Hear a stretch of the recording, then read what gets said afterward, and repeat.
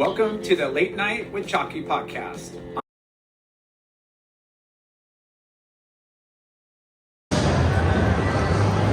Rolling. Friends and family, brothers and sisters, welcome to the Late Night with Chalky podcast. Yeah. Chalky, where are we at? We're at Surf Expo, Orlando, Florida. Yep. Before we jump into this handsome entrepreneur over here, we wanted to give a big shout out and thank you to Lloyd Turner, Yep. Rod Tomlinson, and Surf Expo for inviting us and putting us up. Yeah, thank you. This is an awesome show, and I've already ran into like 50 people right now. Yeah. So I'm popular, I guess, but this guy's more popular than anybody I know here. One last plug. Thank you to Action Sports Canopy. Action Sports They hooked Canopy. us up. They do all your tent toppers, all your backdrops, all your signs, POP. Yeah. So here we go. We're here with the world famous Dave. What's your nickname? Come Not on. me that I like. What's the most popular kid one when you're drunk? Oh, Beaver. Beaver. Some people hate. Some people won't let it go because they think it bothers me still, but Yeah. I don't care. Yeah. Why Beaver? Because I had massive front teeth. Oh, did you? Yeah. But your tooth grew into it. So. My face got fat, and then my teeth don't look like beaver teeth anymore. But you had the chiclets when you were a kid. Yeah. Like the big, just Yeah, yeah, totally. Thank you, Pat. No Thank worries, you, no sir. worries. Awesome. Pat, stay hydrated. Pat Von Lloyd. Cheers, dogs. Dave. We're here at Surf Expo. You're showcasing your brand, Former. Yeah. Yeah, and tell us a little background on Former? yeah. So, well, I don't know. How long do you want? What sort of story do you want? Short or concise? I think everybody's just interested on, obviously, the concept, Okay. and where you came with the name and why, when, Okay. and the timing, I guess. So, when Quicksilver went bankrupt and my deal got cut, Craig's deal got cut, there was like deals on the table, but we were just like little brass and didn't want to like. I don't want to write for that brand or. Yeah, pretty much. We were just like. So, we linked up with Austin Gillette and Dylan Reeder, and they're just friends, and we were just talking about like what was going on in the industry and how we didn't really like what we were seeing and how we could do something different and kind of merge surf and skate. And in my mind, I was just like, you can't fail. Yeah. Like, A little naive, but ambitious. two of the most influential skaters. I feel weird saying this, but two of the most influential surfers, like combining and creating a brand, like shit's gonna fly off the shelves. Like Yeah. we can't do anything wrong. And then we started kind of like getting into building the organization and went through like a series of different partners. And then Dylan got sick and ended up passing away, and everything just kind of stalled out for so long. But then we finally launched and like did like 60 grand the first day, and we're just like high fives, like you made it. Yeah. And then we didn't have product to sell for like 6 months, and we're like, fuck, we're broke. Yeah. Anyways, I don't know how transparent to be here, but anyways, we had like a pretty roller coaster ride of just like being dropped in the deep end of what business is. Yeah. And pro surfing, pro surf skating doesn't really educate you Yeah. how to really do anything. So we had like a pretty roller coaster ride, and out of stubbornness, I wouldn't really hang it up. Ran it out of my garage for 18 months, then Austin took it on and had like an idea for like a sort of like an event space, like warehouse event space in LA, and then literally that was February 2020. So Yeah. that just got shut down. But we just kind of like rode along, like, and we've all been super involved, and like it's so small. It was so small scale at that time, and then randomly, Pat and Eddie came along and saw promise with the brand and thought that there was like opportunity within the landscape, and they've come along and really gave us like all the tools and work and just like actually gave us some structure and legs, and we're feeling like we're in a good position right now. Can we go backtrack a little bit? Honestly, I have trouble not telling. I don't know if that's bad. No, it's just informative, and it's the truth, right? It's the truth. So, going back to when you were a kid growing up and a surfer, like that was always your drive, right? Like you wanted to be a pro surfer. For sure. I legitimately studied surf videos, and all I wanted to do was like go to Indo, wear that Billabong rash guard that Chris Moore is wearing, surf that wave. Like I had this like living vicariously through the movies, and you envision yourself at those spots. Like surf videos was my jam. I would watch hours and hours of surf videos. Watched you a lot. Take it easy. Taylor Steele was my jam. I fucking loved it. Who was the surfer you were with? I mean, honestly, it's like I like to like be psyched on random people my friends weren't psyched on. Like I wasn't like a Kelly guy. I was like, fucking Justin Poston's sick. Nice. You know what He's I mean? gonna love to hear that. well, I think you identify with what you like feel. You know, I kind of feel like the way that guy surfs. That's why that's what I. Taylor Knox is my guy. Yeah, I fucking love Taylor Knox. Just the sickest technique. Like when he was on those Rusties in that one segment where he was, I don't know what movie it was, Taylor's one, but man, when he was on the Rusty, I just remember I watched that part of mine. Totally. I would study that.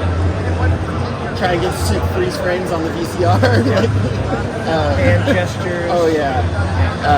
Body positioning. Totally. So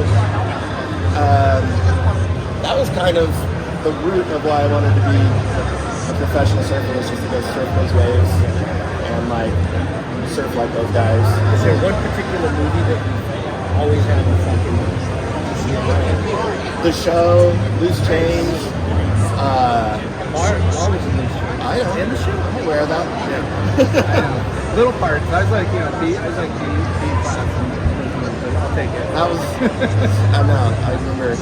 Like every wave still. I was actually on that trip with you guys for these shows. I was lucky enough. I mean, that's the thing. I was chasing the dream of making the tour, and like, contest. I'm like, I just want to go surf good with my friends, and that's kind of where I kind of drifted off. I mean, that's going back to what you were just saying as a kid. Like, I just want to go surf these exotic waves, and go surf killer waves in the water. So I don't know. There's like a visceral thing of just like the surf, of like just wanting to surf like the guys that I was watching the surf films, and like have that sticker on my board and wear that thing and like that logo on there. Who was your first sponsor? Channel Islands actually. I don't know if you guys remember a guy, Jeff Rapp. Yes. Yeah. So he was like, so I started surfing kind of late. I moved to Ventura from Bakersfield when I was 10, and there was like a group of surfers who were like already, in my mind, like ripping. And Who are the guys? Tyler Smith, Robbie Lopez, Jeff Rapp. And they the same age, or they were a couple years older? Jeff Rapp's like a year older, but so you Tyler Smith was my best friend from Bakersfield. His parents got a divorce and we moved to Ventura, and I like spent the summer with him, and we'd go down to the beach every day with a boogie board and a surfboard, and just boogie board mostly, and sometimes surf. Yeah. And then the next summer, my dad got a transfer from Bakersfield to LA, and he was a surfer. So I don't know how in depth you want. No, this is great. Yeah, It's free for him. Okay. Yeah. And so I was lucky enough because my brother was good friends with his sister, and Tyler had that connection. My dad wanted to surf, we ended up in Ventura. Almost ended up in Huntington. Wow. Because he's in LA and you're like, Yeah, okay, exactly. where's Orange County, or he's trying to balance, like, we almost ended up in Valencia Is your or dad a Huntington. shortboarder? Yeah. Longboard? Yeah, no, he's a longboarder, or a shortboarder, sorry. Like, kind of fun shape these days. Yeah. Ventura's not a bad spot for growing up to surf. So I just was Rack sponsored by Channel Islands? yes, he was sponsored by Channel Islands. He'd like sell me his used boards for like $40, and Channel Islands used to do this like workout thing on Tuesdays, where like the team would get together and run like mock heats and like jog up to Bates Beach and back at Backside Rincon and run the stairs and like he invited me to come to him if I could get us a ride. So I started going to those, and I remember, and then after we would have dinner at Terry and Alex's house. They'd cook for us, and like it was pretty sick, and I was so grateful to be there. But she would like make like nice meals, and I'd be like, oh, like I don't know what to eat here. Like, where's the mac and cheese? Like grilled cheese sandwich, like. But it was pretty killer. And then like after I don't know how many months of that, the team manager like was like, hey, come here.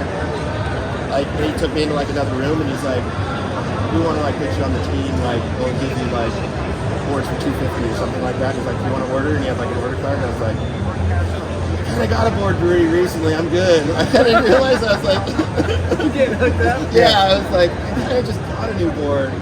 Like, but anyways. That's kind of how it started with Channel Islands. I was like about 14. Wow. Were you surfing contests yet? NSSA's for sure. Yeah. Yep. How was you doing? Medium. Yeah. Like, I'd make finals and stuff. It wasn't like studying it for sure. And then what was like? Oh, and then Jeff Brack also got me on Hardware. Do you remember Hardware? Is that Ricky Schaefer? Ricky Schaefer. Yeah.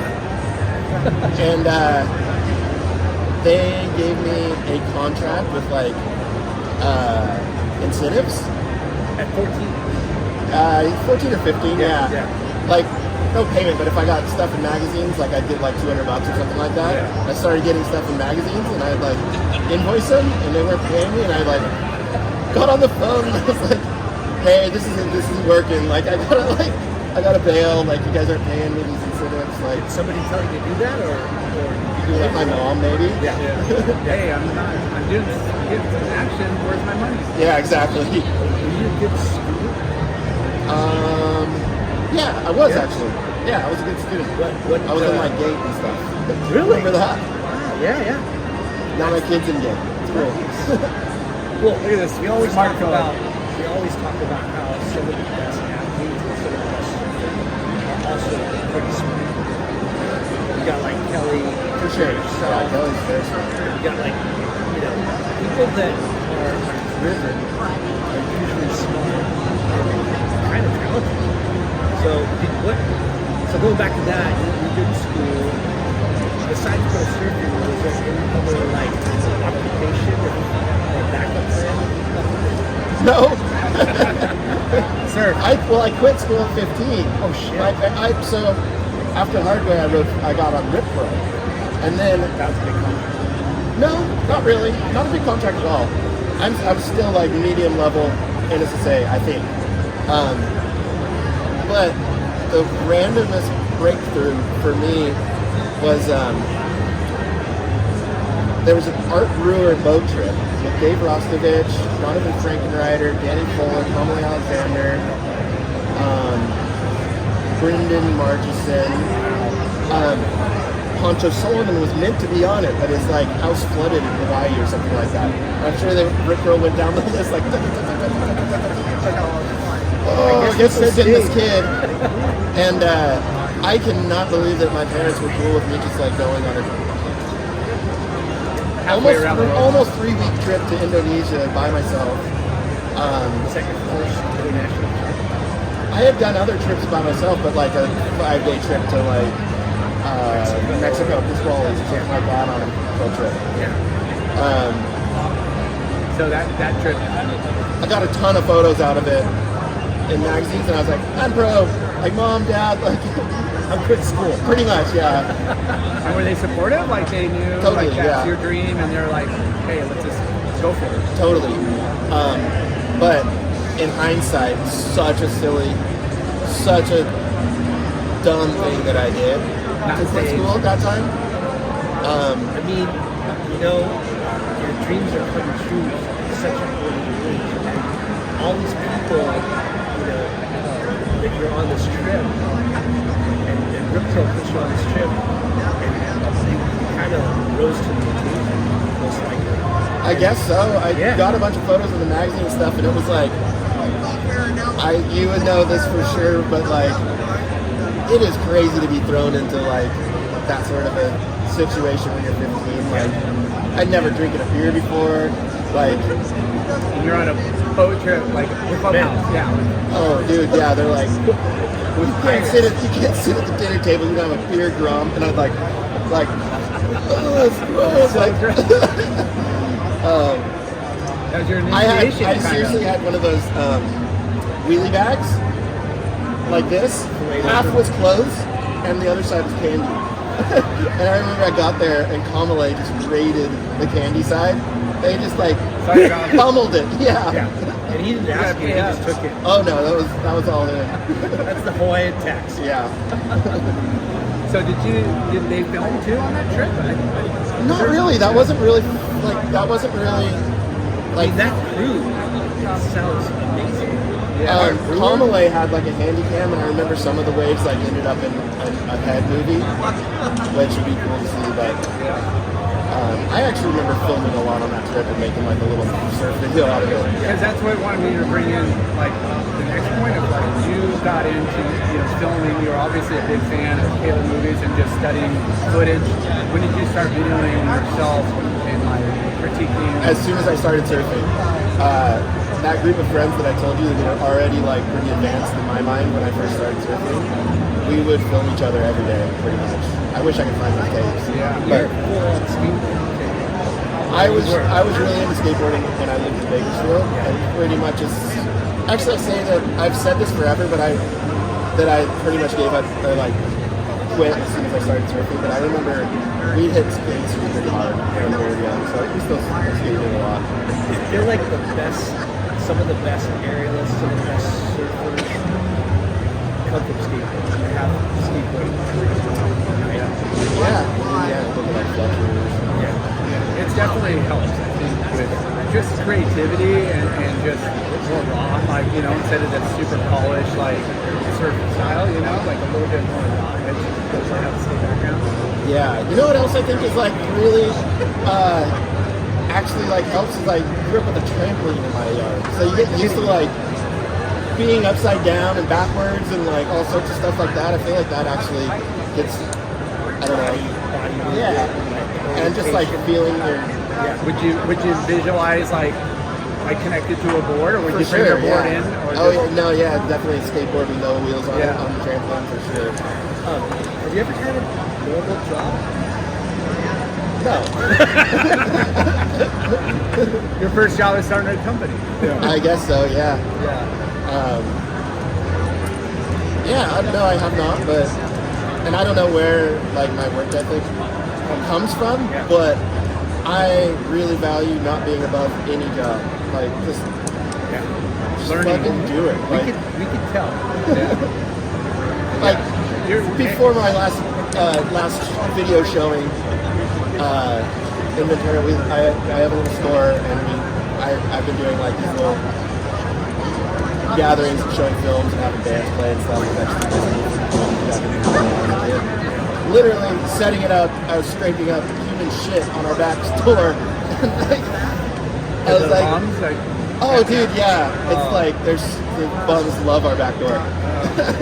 But my friend was like, that's not for me, and I was just like, fucking someone's gotta do it. I just feel like it's just like, I don't feel like I feel like it's cool to not be above, just somebody has to do it. Right. Especially when you own your own business and starting out, you wear every fucking going back to... I don't know if that was too much. No, not even. I love it. You love this. Going back to... You guys edit these, or is it just free flow? This is it. Yeah. I haven't watched. I still don't even know how to watch a podcast. I'll send you a text. But what I wanted to ask you was like, you were generation of YouTube, like vlogging. Yeah, Marine Land. Yep. Yeah, you were summer team.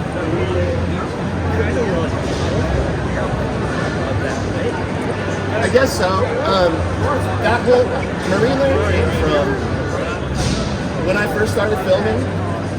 You worked with a filmer, and it was like not cool to film other surfers. You know what I mean? Like if somebody shows up with a film crew, you do not film that guy. There was like this etiquette, and then all of a sudden like Surfline and like affordable professional gear and Surfline and all that stuff. All of a sudden there's Everybody. tons of filmers on the beach, and then like the footage that you're like saving for a film shows up on Surfline 2 days later. And Marine Layer spawned out of, fuck it, I'll beat him to it. Get it out there. Yeah, so I just started like putting up kind of anything and everything. And I didn't think it was Who was doing the editing and stuff? You and your filmer? between me and my filmer, Minnie. Yeah. Did he stay with you forever? Yeah, Minnie Blanchard. A lot of the time, and I think that this like, it wasn't on purpose, but I think like in hindsight it had like a certain charm because he would edit something and send it to me, and then I'd like download it, put a different track to it. So it's like doesn't even like fit together, but it kind of has like a maybe like a odd charm or something. And were you doing the music too? Like, were you guys composing? Like, where were you getting your? So I was like a full music nerd when I was a kid. Yeah. And now it's all so accessible, like, but What I would you play? Like, oh no, not playing, just like digging for like random bands that like never got there. Like I'd like go sift through CDs, and then LimeWire came around with expensive hours trying to find shit on LimeWire. And like I wanted to like learn about the band's story and where they were placed in the scene, and like I don't know, I was just a nerd like that. Like my other friends were like smoking weed and like hooking up with chicks, and I was like wake up before school and surf, and then like research bands after school. that's kind of like an old soul. Like, I don't know, but Nerd. so then when it like came time to, or then when like Marine Layer, I had this like catalog of like tracks that I just like, that would be cool here and that would be cool there, and I know that kind of became like a big part of why Marine Layer like still people talk about it probably is because it's just different music. It wasn't like Yeah, it was eclectic, and it kind of was a little not your traditional like surf movie. yeah. It's like it wasn't punk. It wasn't like I hate to say indie, but you were very indie. yeah, I don't know. I mean, it kind of started with Pavement. Pavement was like just had this oddball sound, and I like kind of like was interested in like why it was so like unique, and then I like found other bands from like Pavement, like that were from that same era, like Modest Mouse, and then it just kept getting deeper into like just random bands, you know, that were from that era that never really had their like time to shine. But I think that's so important with like great surfing is the music. For sure. That you know, to tear it together. You know, We always remember somebody's part of somebody's music. yeah. For sure, yeah. Skateboarders, Definitely like super nostalgic, all the Taylor Swift stuff, all the Taylor Swift. Yeah, you can hear a song. I could watch, replay that whole like surf show. Summer Tea. What was that? I don't know, to be honest. I think I'm Summer Teeth Fin still. Like, Sick. Is that almost a brand? Or what, was it a brand? Summer tea. I don't know. That was just like I didn't understand it. I didn't understand what was going on, but basically, that was Quicksilver's idea. Quicksilver wanted to do like somewhere between like my own brand or the Pilot Quicksilver.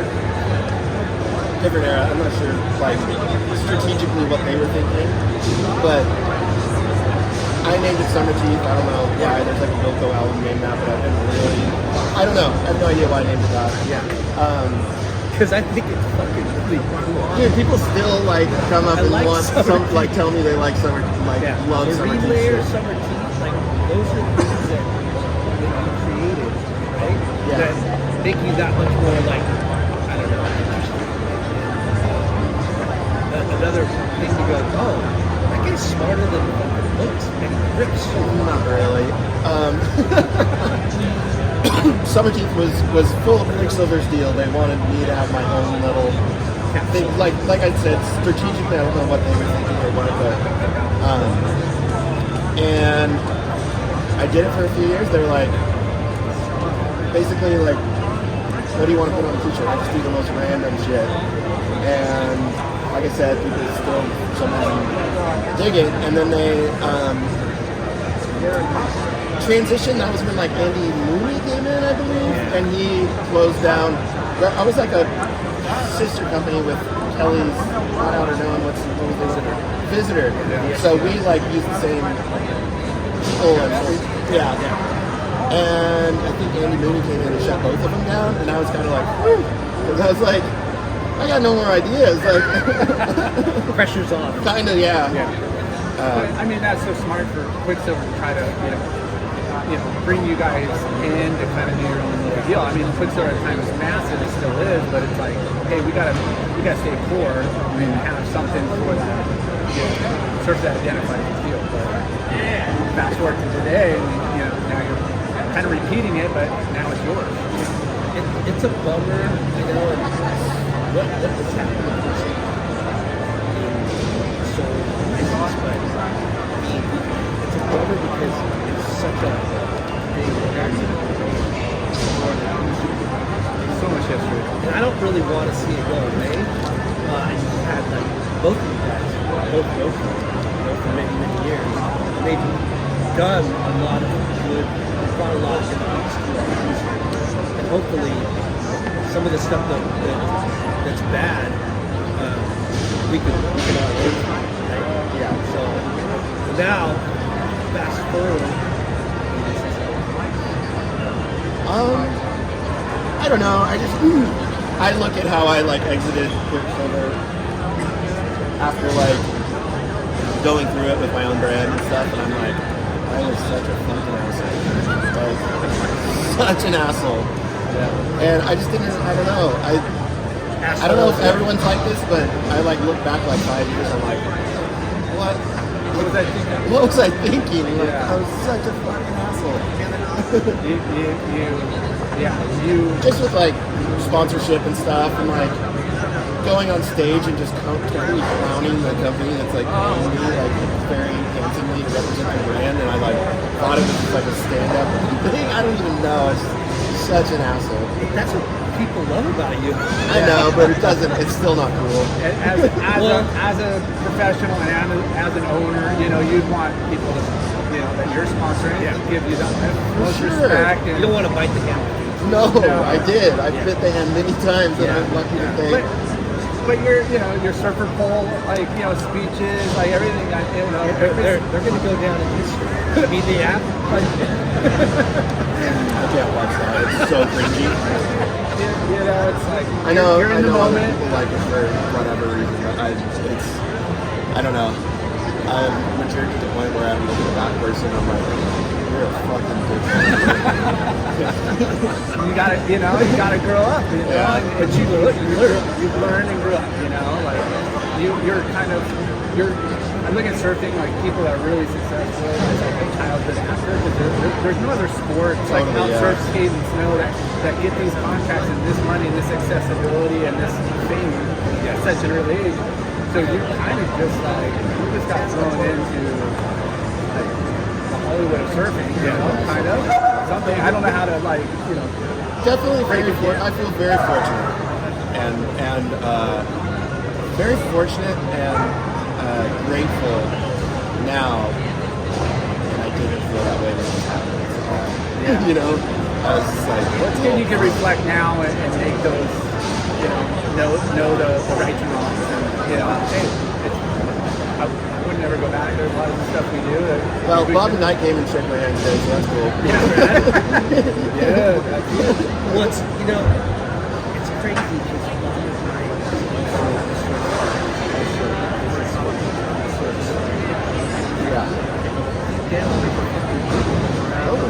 and it's just crazy because kind of think back of the circle, how it was created, right? How it impacted made it something really good. And that to get the licensee from Australia to do US. No, I don't know that specifically. Yeah, like pretty much like a handshake and do this, and you got the licensee from Bruce America. Raymond said, if you eat this fucking napkin, I will let you have a licensee. What, LSD? No. I'm sure there was stuff. Oh, just ate a napkin. Ate a Oh, I napkin. thought you were saying like a No, dabber not or whatever. No, like I think there was like a, hey, this is our contract, like, you know, how serious are you?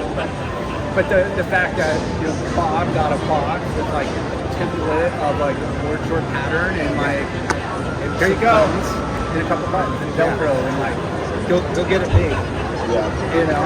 And, pretty rad. you know, the DIY, like do it yourself kind of mentality, which it's still, like, that's how you kind of start today, you know? You just got to figure it out.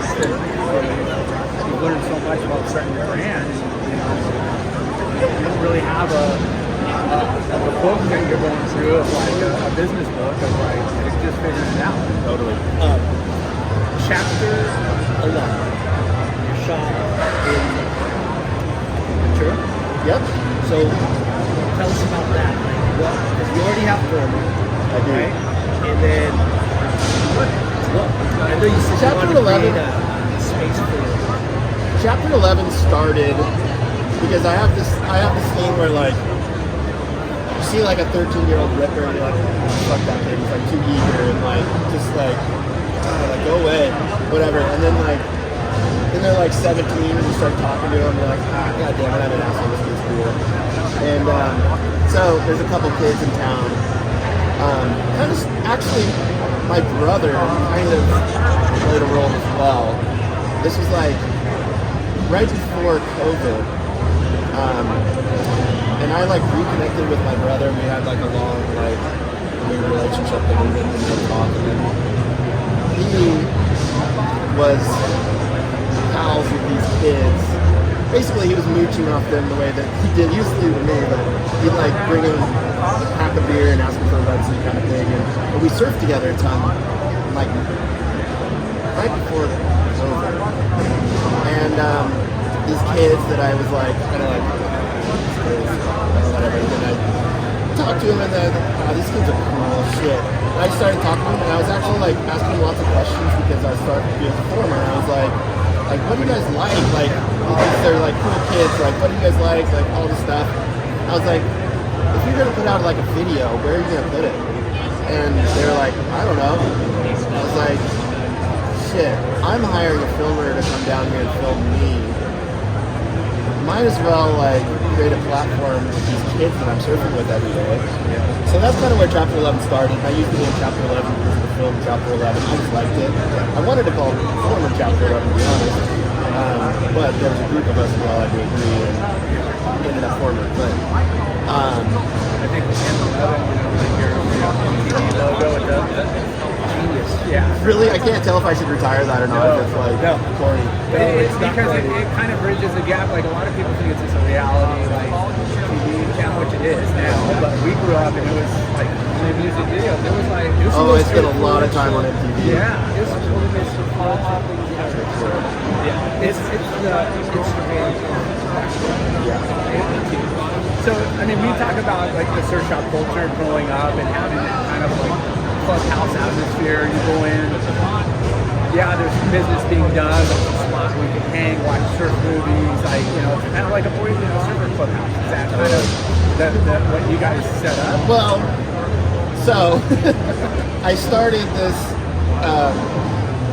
It started as just a platform of doing videos, and I hadn't been putting out anything for a while just because I wasn't like thinking I was surfing very good. So I had this like couple years of footage and I just like started cranking out videos and all this stuff, and like did a really cool video with Aton that like connected where he's like surfing when he's 13 and I catch the next wave, and like really cool video with Aton, and then I did a cool video with this kid with Mickey. And started like incorporating them. It was kind of like Marine Lair, but I wanted to like raise them into it. And then I'm bidding for filmers, and they're like taking my waves, and I was like, I have young kids, and I'm like, I only have this like little window to surf. Like, just give me a fucking set, dude. And I started getting resentful because I was like, started doing some merch to pay for filmers, and then I was like running out of my garage, and I was like, fuck you guys, like you guys got to do some of this work. So I looked for a place in Ventura. Wasn't intending on having a storefront at all. Just looking for somewhere where I could do the online stuff. And found a spot for like cheaper than like a warehouse, and it had this sick little retail space. And signed the lease. Started doing like. I was trying to get my buddy who has a print shop to get to my order, but there was a skate shop that opened at the exact same time, and he just was just cranking out the skate shops gear, and I couldn't get him to get to my order. So I had like a shitty little hobbyist screen machine in my garage that I brought to the shop, and we all just started like making our own shit. And from there, it's like we've turned into a full-blown print shop, and it's like really cool, like sort of clubhouse, but these guys are like learning how to make shit. I'm learning all of too, but like we screen print and embroider all our own stuff, all the chapter 11 gear. Just kind of happened like that. I mean, to learn a skill set like that at a young age, to know that that's like a backup plan, you know, because I'm sure these kids are like, oh, I just want to be a pro surfer and I want to be you, and I just want to Called get the out. Academy of Idiots. Yeah. But for sure, but I mean, these things down the line, these kids are gonna go, fuck, I learned a lot. yeah, I'm just having fun. This is cool and interesting, but they are learning something that can parlay into, Yeah. you know, career So choices. with chapter 11, I'm kind of like flying by the seat of my pants because, like I said, I didn't intend to have a storefront, Yeah. but it's been cool, like kind of like a flagship store, because I put in like everything that I'm affiliated with. I put in the store, like former chapter 11, Buell wetsuits sponsors me, Vans, Channel Islands, my wife's brand, Trash Boy. So it's kind of like a cool flagship store. We asked you about Trash boy. Trash Boy started when my son was like 2 and was obsessed with trash trucks. It's like, it's very common. But we developed a friendship with our trash man, who we still, right before I came here actually, we still like give him a lemonade or whatever. This is rad dude. He comes to my kid's soccer games. He's like, yeah, so it started with my wife posting photos with our trash guy, Justino,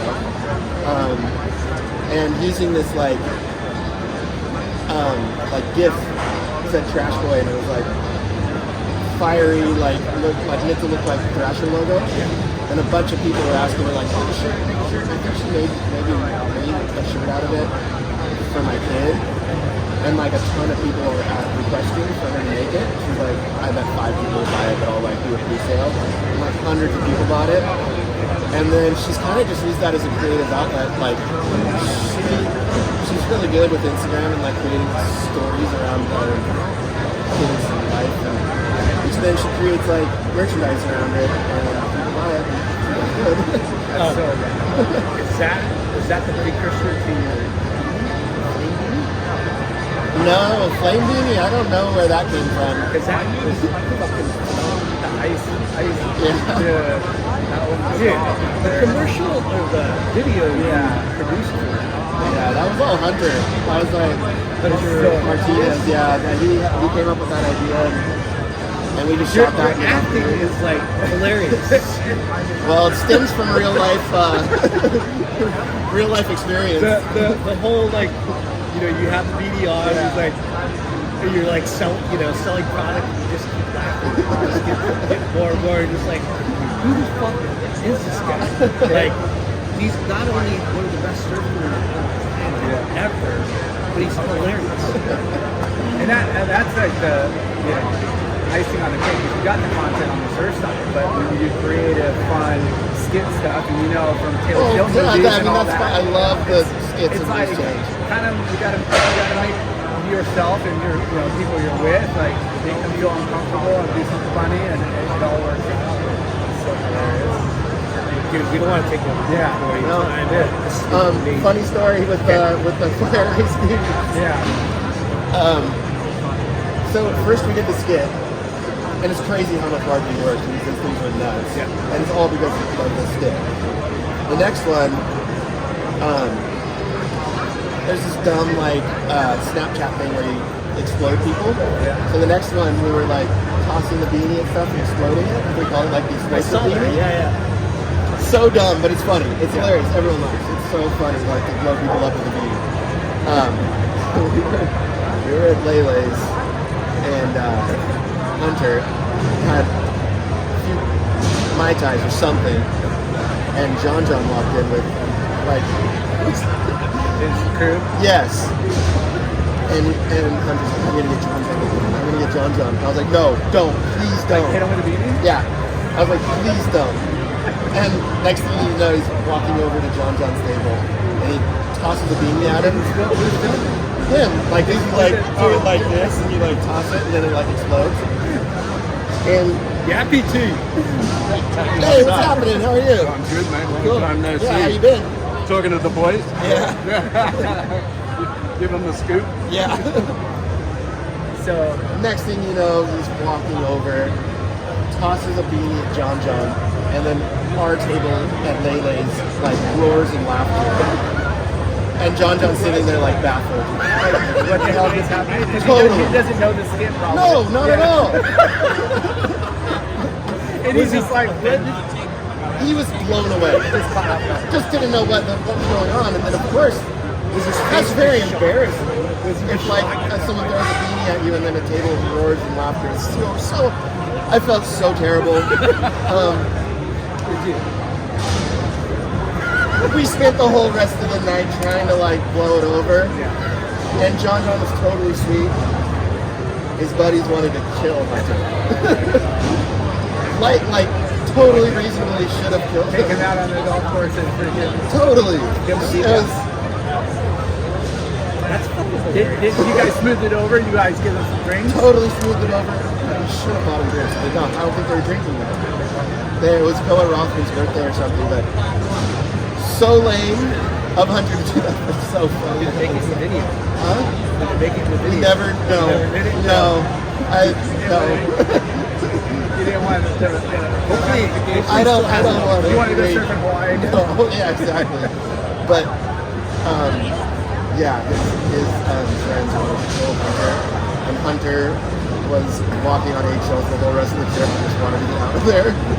So embarrassed. I'm like, too many Mai Tais. But sorry, John the crew. Sorry for my Hey, friends. it was all kinds of cheap. We're just at a show. People just cruising by. So let's go back to former. You're here. Yeah. Who's blowing up? You got a bunch of, I don't even know, Flamingos. flamingos in there. Can we Yeah, Tom. Hi guys. I'm just gonna turn this over and look at this flamingos in there. That's a former booth over there. So it's how many years? You started in 2019. No. There you go. Now you got it. Well, it took us a while to launch from the initial idea to actually having product to sell. Maybe this is normal, but probably like 18 months to a year, or 18 months to 2 years maybe. Outside of printables and doing actual like product. Well, I wanted to do printables straight off the bat, but the crew that we had assembled had like a fashion idea that would kind of like dilute our brand if we were just doing printables to launch. So do a capsule like a real. yeah, and it did do well at first, but we just had this crazy bad rhythm of not being able to get product for another. Like we just lost the rhythm instantly. But anyways, we had as most brands do, like pretty tricky start. Yeah, COVID. I mean, you know, like just whether you're big or small, it hurt. You know. Yeah, totally. Hey, they're fucking surfers. Yeah, we're fucking. Skateboarders and surfers starting a brand, not knowing what the hell to do, right? You're on the I just outside. figured we just make cool shit and everyone buys it. That's all I thought it was. Jade's like, I'm fucking deep. Margin and what we have to get. What's whole thing? You want to buy it? Yeah, no. Shipping costs? What are shipping costs? Totally a crash course in business. But we've got really good guys now that are have legitimized it and took our idea and created a functional business around it. And yeah, I'm really stoked with our team at the moment. It's cool to see the brand grow and obviously what you're gonna see. Well, we love it because I mean, we both come from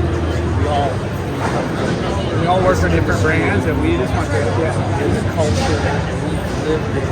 And it's different to see guys like you create your own companies. You're bringing the register up. So you're not just contributing to yourselves, but you're helping the retailers, diversify their business. So, and I think it can happen to a better group of guys, like you, Austin, I wish Dylan was still around, Trey Anderson, I mean, it's bitching to see that. because we're all fans. We're in this little industry. I mean, it's a big industry. We talk to but it's like it's just cool to see like emerging brands. That's what I've realized is how little the industry is. Yeah. Just as far as like, I guess, that's right. We're like key people, so small, and like when I was with Quick. Didn't see that it was such a cool, special little industry that I was like throwing a wrecking ball at, Yeah.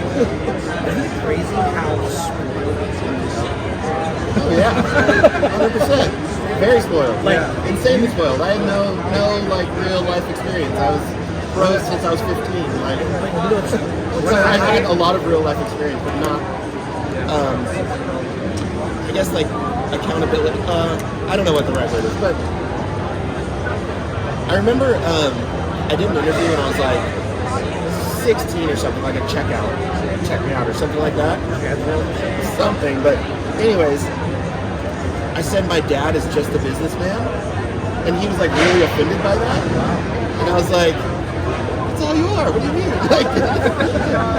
Like I didn't understand what business is. Like what specifics, No, he's just a businessman, but I just didn't understand the back end of the surf industry that was providing me this lifestyle, and was like, I didn't see it. There was a curtain.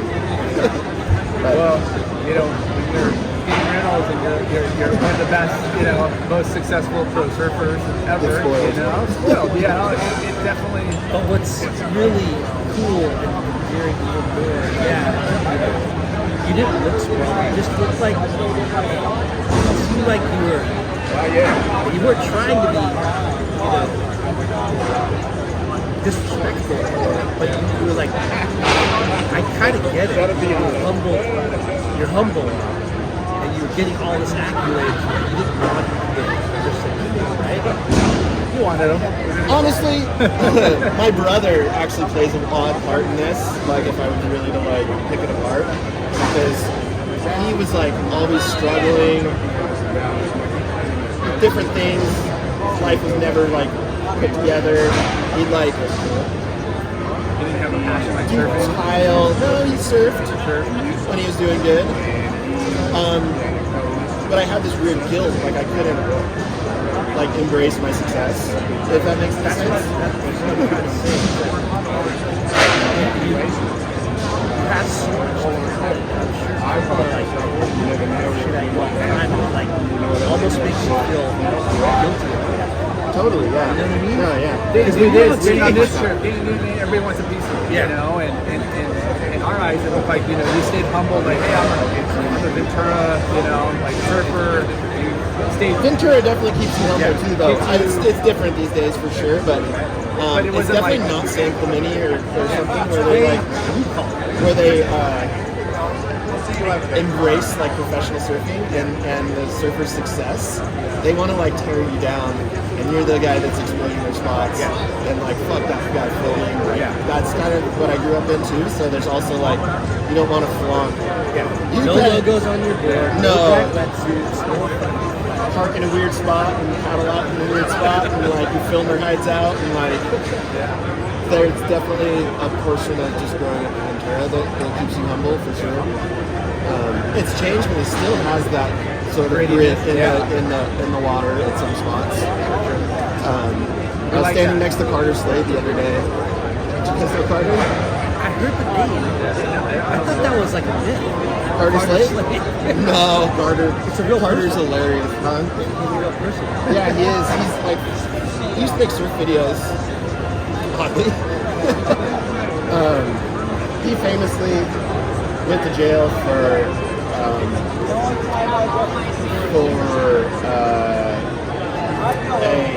altercation in the water at Silver Strand. But anyways, I was standing next to him and Chase, checking the waves the other day, and a kid walked down with a filmer. He just started heckling him, and I was like, "Oh, dude, I gotta go, Carter. Like, I can't be standing next to you and heckling him." He was saying the funniest things, though. I was just clever. He was just like saying stuff in Spanish, but doing, I don't know, dude. The guys were like, what is happening here? I'm just trying to go film my friend surf. You got those characters in every beat for sure, you know? Shoot, man. This is awesome. We're gonna have to do like a proper sit This down. is just an appetizer for a real sit down. Yeah. I don't know if I have anything else to say. No, we'll drag it out of you. I already embarrassed myself enough. No, because I mean, there's just so much to talk about on the surf side and trips and like events and contests. There's a whole other, Yeah, definitely. to just surf and business. I mean, there's a lot more to talk about. I would appreciate your time. Definitely my here. generation, of surfing is so different than now. I mean, yours was different than, how old are you? 69. No. Wow, you aged well. 49. 49? I'm 49. Yeah. So I'm 10 years younger. I'm 38, but definitely there would probably be a big generational turnover from you guys to me, but man, it was so different when I was from 15 to 30. It's hard to relate 15 to this. 26. And the kids these days, it's so hard to relate because they're just on their phone. I know. It's kind of sad. But we'd love to just talk about board design and what you've created, and just there's so much other cool things that you've kind of helped the industry conform to. Like thinking outside the box and your surfing. So we'd love to have you back on another time. We come up to Ventura or something. Maybe do it at the clubhouse. We're at Surf Expo. We're gonna have more guests coming. But thank you for your time, dude. Thanks for congrats on all your launching with success. us. Yeah, no worries. Congrats on the brand. Thank you. Check out Many Former. successes. Check out what else do you want to promote? Like anything? Trash Boy. Yeah. Trash Boy, chapter 11. Buy a dumpster bag. There you go. All right. Thanks, bud. Peace.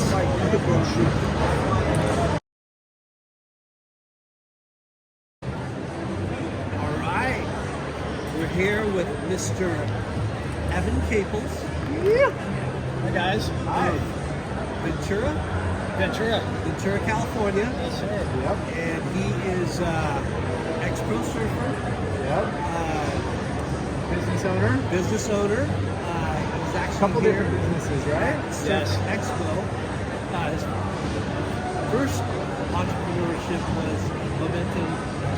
Yeah, I own Momentum Ride Shop. It's 21 years old. It's in Port Hueneme, California.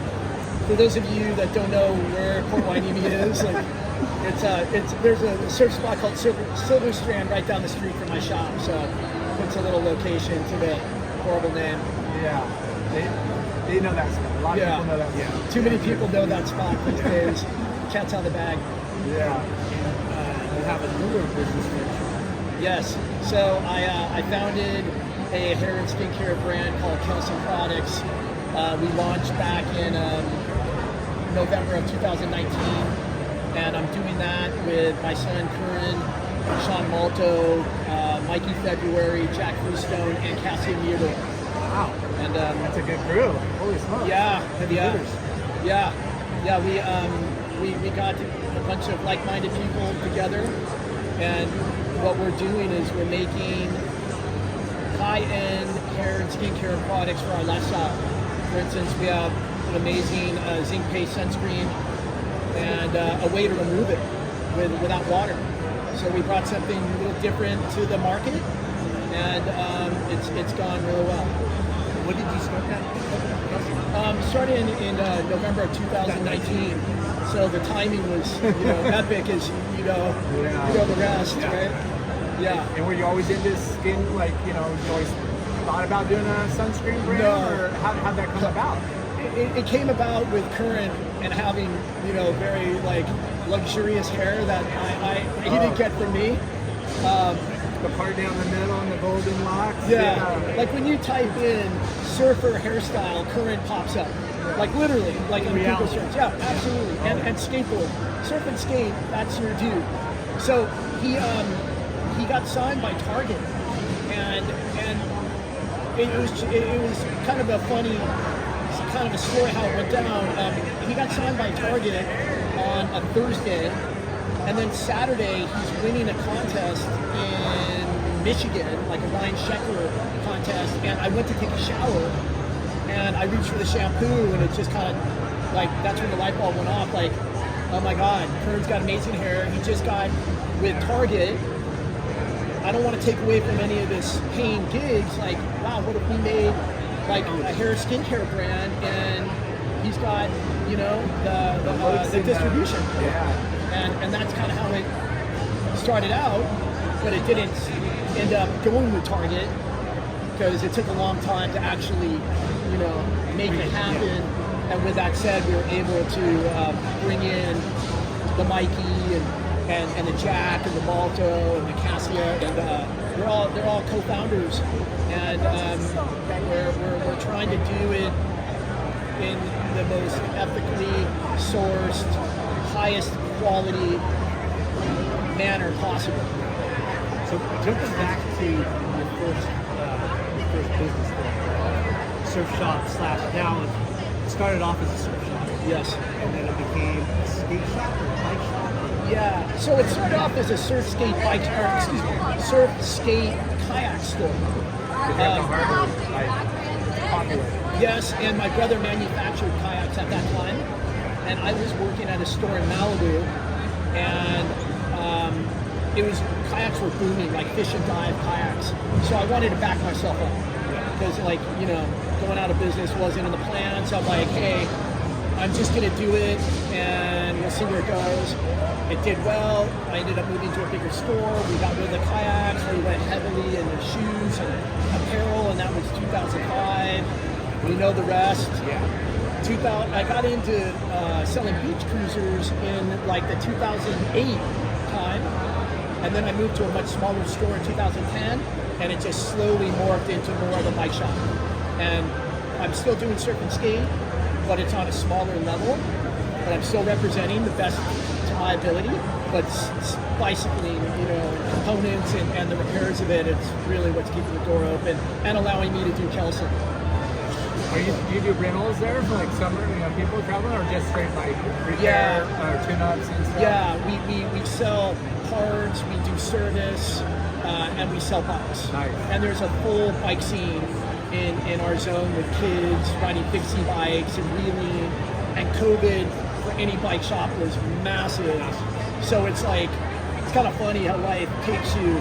You go on this journey just out of like sheer necessity, and then it turns out to be like a crazy blessing in disguise. Yeah, like I'm sure, you would love to have a killer like hardcore surf shop, but like it doesn't make sense, and then this turned into a successful business, so it's like, it all works out. Yes, I would love nothing more than to just strictly sell surfboards and skateboards. Yeah. But the funny thing is, and this dawned on me way into my bike journey, all three categories basically is what I grew up doing. Like, I raced bikes before I surfed, I skateboarded, and then I surfed, and I do them all still. That's a California kid. Yeah, that's what we did. Right. It was totally. I listened to this interview with Chris Cole. He's part owner of a BMX company called Cole, and the Barracks let him in his crew, and a lot of them were talking about being skateboarders, and it just unlocked these memories that I suppressed about me growing up, and I was like, wow, I'm doing exactly what I grew up doing as a kid, and it wasn't planned. Yeah. Were you a good student? No. No, I was horrible. all I wanted to do was play basketball, or no, handball, or I couldn't sit still. I got Fs. I dropped out of school. I'm from the Valley, Sherman Oaks, so surfing was like Not an easy trek. Yeah. no. I didn't grow up on the beach. I cut class and I went surfing, and I dropped out literally in probably 10th grade. So, but I went back and I got some college units. I ended up getting a GED, but yeah, school was never. Yeah. So we always say surfing is like one hell of a drug, and when when it's not, even when you live by the beach, it's it's so accessible. But when you have to make when you have to make that track, it's gonna like cut into other things. When you have to make those commutes and make it happen. I've often said cancer and the common cold probably would have been cured if it wasn't for surfing. They probably would have been dealing with any of this stuff anymore. Yeah. So you're not all everybody knows that you're Vern Cable's dad. You got him into skateboarding, surfing, at an early age. Like He got himself in, and today's his 28th birthday. Wow. So happy birthday, Curran. It's kind of nuts. He's 28. He's older than me than my age when I had him. Yeah. But no, it was not that at all. It was just having a skateboard at the house. Yeah. And me working full time in an industry I was just trying to support the family and all that. He just gravitated towards it, and I knew he would be pro at something. I didn't know if it was baseball. I didn't know if it was golf. The kid was a phenom from the time he was like 4 months old. Hand-eye coordination was off the charts, and I don't say that because I'm his dad. It was just like dribbling a basketball 25 times at 8 months old, running around the house at 10 months old with a golf club, hitting a ball non-stop, like not like baby shit, but like running and hitting it. And then me overhand pitching him balls, him being like 20 yards away from me, overhand pitching, and him hitting it over my head. So I knew he'd be an athlete. In my mind, I wanted to be surfing, of course. But he gravitated towards skateboarding, and that was it. So it was like as organic as it possibly could have been. And then me as a parent and my wife just doing what the kid wanted to do. Yeah. And that's what you want to do, is to support your kid and what their interests are. Absolutely. I mean, so at what age did you get a skate ramp in the backyard? I think 5, 6. But luckily we had an indoor skate facility in Ventura called Skate Street. And Skate Street was world famous. And it's basically what shaped Curran to become the skateboarder he became. And was your YMCA kind of like go-to like every city, day. city spot? Every day indoors, and it's produced amazing skaters. It allowed me as a surfer to really, the way the terrain was set up, it was real big tranny along with some street components. It allowed me to kind of teach him surf technique in regards to like transition and how like a surfer would approach it and compress and release it, that I really think enhanced his progression. That was the one thing I could say that I could contribute. I maybe contributed, other than being there and being his chauffeur, his chaperone around the world. That's amazing. It's cool. And then 2019, you guys, you were in the shower, formulated a plan. How did you put it? Yeah, what was the name? Wow, it was such a crazy journey. Because it's a cool name. Thank you. So we hired a company called Dynamic Dinosaur to build out the look and feel of Tulsa. And one of the major components of it was a name exercise, which cost me a lot of money. And we couldn't figure it out. Like, coming up with a name for anybody who hasn't for a business, you think it's easy until you try it, and then everything's taken. Yeah, right? that's the biggest thing, is it's already taken usually. Yeah, no URL. There's already somebody doing your epic, name. And my wife came up with it. No way. Yeah. So you spend all this money brainstorming. Yep. and then you end up going something you Yeah. guys on your own. Spent $8,000 on this exercise, and my wife did it for free. Basically, it's technically keelson, and it's a Nordic word for the underlining of a ship. So it kind of ties back to what we're doing. We're surfers, so it's a maritime thing. So the keelson is the structural integrity of a ship. It's the big piece of wood that goes from the aft to the stern, and it ties everything together. So it's kind of Like the stringer of the boat. yeah, that's it. And I like the way it looked on for a logo. Yeah, which is everything, right? It's Yeah. got a look and catchy and sound cool. Like everyone says, great name, but like the logo is clean and simple. Like Yeah, elegant. thank you. Yeah, that was the whole plan was to make an elevated brand with the classy people that we have associated. There's already brands out there with a cute gorilla or a monkey, and we wanted something a little more classy, sophisticated to match like a Mikey February, and it also I with, think a bunch of athletes to do it, right? yeah, it was. We had Julian Wilson at first, actually. Yeah, Julian was on board in the beginning. And then the monkey paid too much. No, that was before the monkey, actually. No, it was a long story, agents and things getting weird. So we went a separate route, and we enlisted Jack Freestone and Mikey instead. He didn't do so bad. No, I think we made the right move overall. It just kind of go back to how you start with something and then you end on something else. So you came up with the idea with the shampoo and the shower, but obviously being a surfer, sunscreen was going to be a main focal point of main product. What other products do you guys offer within the collection? Well, sunscreen really wasn't part of the play at first. It was, we wanted to take our lifestyle and go into the hair care product side on our terms, rather than like, a Paul Mitchell coming in and poaching, from our lifestyle and kooking out, like someone's brand. And so we wanted to kind of flip the script and having like an authentic story, for people, for that business to kind of, hoping it would resonate with them. And so our shampoo, conditioner, and a pomade is what we started out with, and all of them have seaweed and sea rock fennel and some marine components to them, which are pretty sustainable and great for your skin. So we tried incorporating everything that, for the story that made sense. But it was after during COVID, it just shot us out of the water.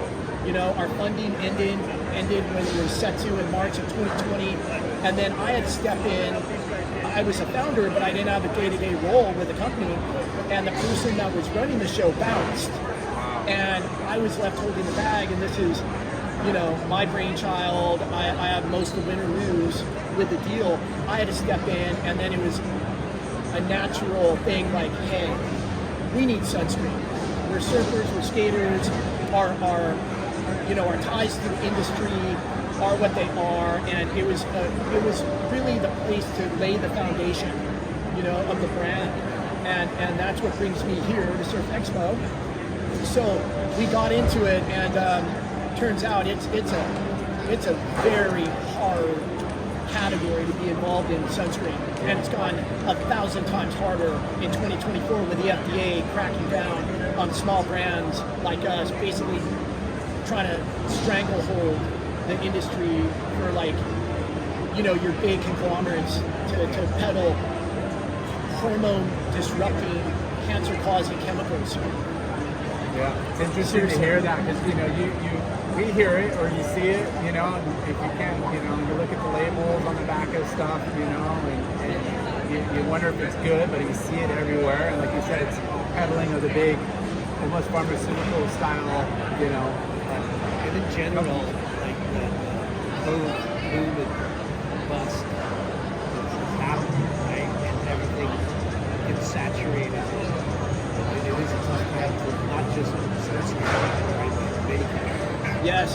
I mean, we're all feeling, you know, the effects of COVID and people ordering too much, and you know, and then people obviously with more money they knew what to do with, and then all of a sudden everything shrinks and back down to earth.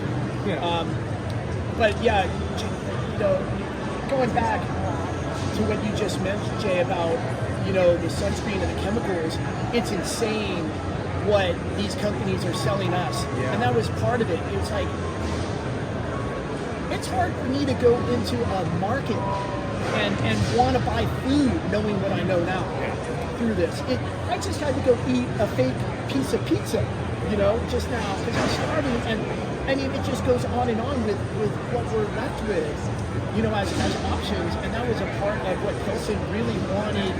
We wanted to control our program and not leave it up to companies strictly looking for money and not having our best interests and health in mind. And that's something I think that as human beings we really need to kind of look at a little deeper, because we're getting harmed by the companies that you're putting trust in and you're giving money.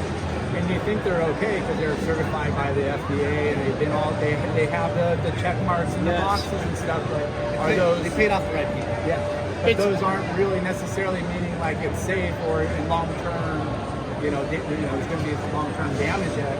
I guess they don't really look at it. It's insane. Yeah. It's pay to play, and it's not for your, you know, I don't want to sound like a conspiracy guy or anything. It's like, hey, I got vaccinated, you know, whatever. But it's in this space, it is just that. You have, you know, like these big giant companies that we grew up with, like a Neutrogena or a Coppertone, and they're peddling the worst products you could possibly put on your skin. Yeah. And you go to the beach, and we've all seen it, parents slathering their kids with like Coppertone, you know, aerosol spray, and it's like, dude, that kills cockroaches. Like, you wouldn't, and it's insane. But we think we're doing good. Yeah. So that's what Pilsen's trying to educate. All we have to do, when people think it's a conspiracy, like this. Do you remember when doctors used to recommend Lucky Strike? Yeah. Right. 9 out of 10. It's like doctors smoke, 9 out of 10 doctors smoke Lucky Strike. Yeah. And that was a thing. But at least then, right, they didn't know any better because it was so new.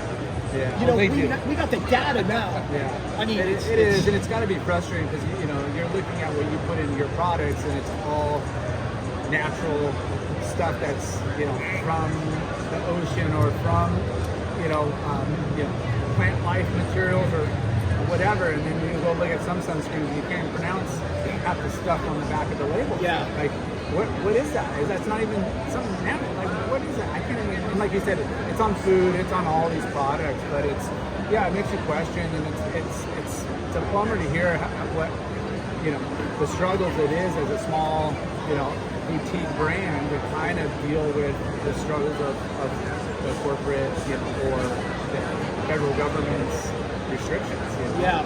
It's crazy. It is, and it's stuff that I think people need to be made more aware of, especially in our world. You know, it's like, and who better to know sunscreen than surfers, in my opinion. Yeah. You know, and even for these surf brands to continue doing what they're doing, knowing, and when I say surf brands, I'm talking sunscreen brands that are still selling the stuff they're selling, knowing what they're doing is pretty kind of messed up. Yeah. Well, it's awesome to hear your point of view because you're passionate and you've dug in, you've done your research, and you kind of like you like I said, you've been putting sunscreen on for 40 plus years. Actually, I haven't. That's a funny part, and it was because one, I would get pimples in my nose if I use like a heavy like zinc paste tile thing because I couldn't remove it. So that kept me from doing it because literally every time I would do it, I couldn't wash it off properly, and I would get a zit that would literally pop. out of my nose. If you had that, it's excruciating, you know. Okay, but then also, I just didn't really trust it, and I'm not that guy. I'm not trying to say like I'm this guy that's always questioning food and all that. I'm not the case. But the older we get, the more we want to take care of ourselves, the body, and lower limb. And that's how it should be. But I did have a couple things removed from my skin that got me on that tip. But then once I got into this and I learned about it, it was like, oh my God, holy crap, like this is crazy. Sometimes you're doing more harm than good. And that was something I heard on NPR one day. I was driving and I just started laughing to myself going, me being derelict and not putting sunscreen, so they say, was actually a benefit because of all the garbage. You're trading one for another. Yeah. You know what I mean? Yeah. One worse than a sunburn. Yeah. So here we are, Kelson making the finest sunscreen known to man. And it's we make some good stuff. So right now, you're here at Surf Expo. You're searching out new reps and maybe new retailers, right? Yeah. Last year, If they were to get a hold of you, how do they get a hold of you? you can always DM us at Kelson Products. And my email is evan@kelsonproducts.com. And I do have, or we have reps, throughout the United States. There are some places that I definitely need help with. We have a pretty decent account list as well. You want to give a shout out to any of them? I'm sure they'd appreciate it. Oh man, I'm stoked on everybody, all the brand or all the accounts who have brought us in, but mainly the ones that have reordered. What I've learned is it's definitely a win to get into an account, but it's a much bigger win to get a reorder because then the people behind the counter are actually pushing the brand. As you know, we're a new brand. We don't have the name recognition, so we impress the people behind the counter enough for them to tell somebody what we're doing. Yeah, they're your soldiers in the front line. Yes. Kind of speaking the brand and the language and the benefit. I want to say that I saw Proof Lab. Proof Lab, yes. Shout out to Cody, the Proof Lab. That Cody Edgar. So Cody brought us in, and it was kind of more. I'd like to say he's just like, yeah, cool. I like what the guys you have, and he brought us in. And then about a month and a half later, I look at my cell phone, I see Cody. I was like, did he butt dial me, or is it another Cody? And it was Cody, and he's like, dude, I need more stuff. I need more stuff. Yes. And the reorder was solid, and it's like, absolutely. I mean, for Kelson to be in a Proof Lab and to have them backing what we're doing and it doing well, I'm so hyped. So yeah, thank you so much. And Val Surf and the Frog House and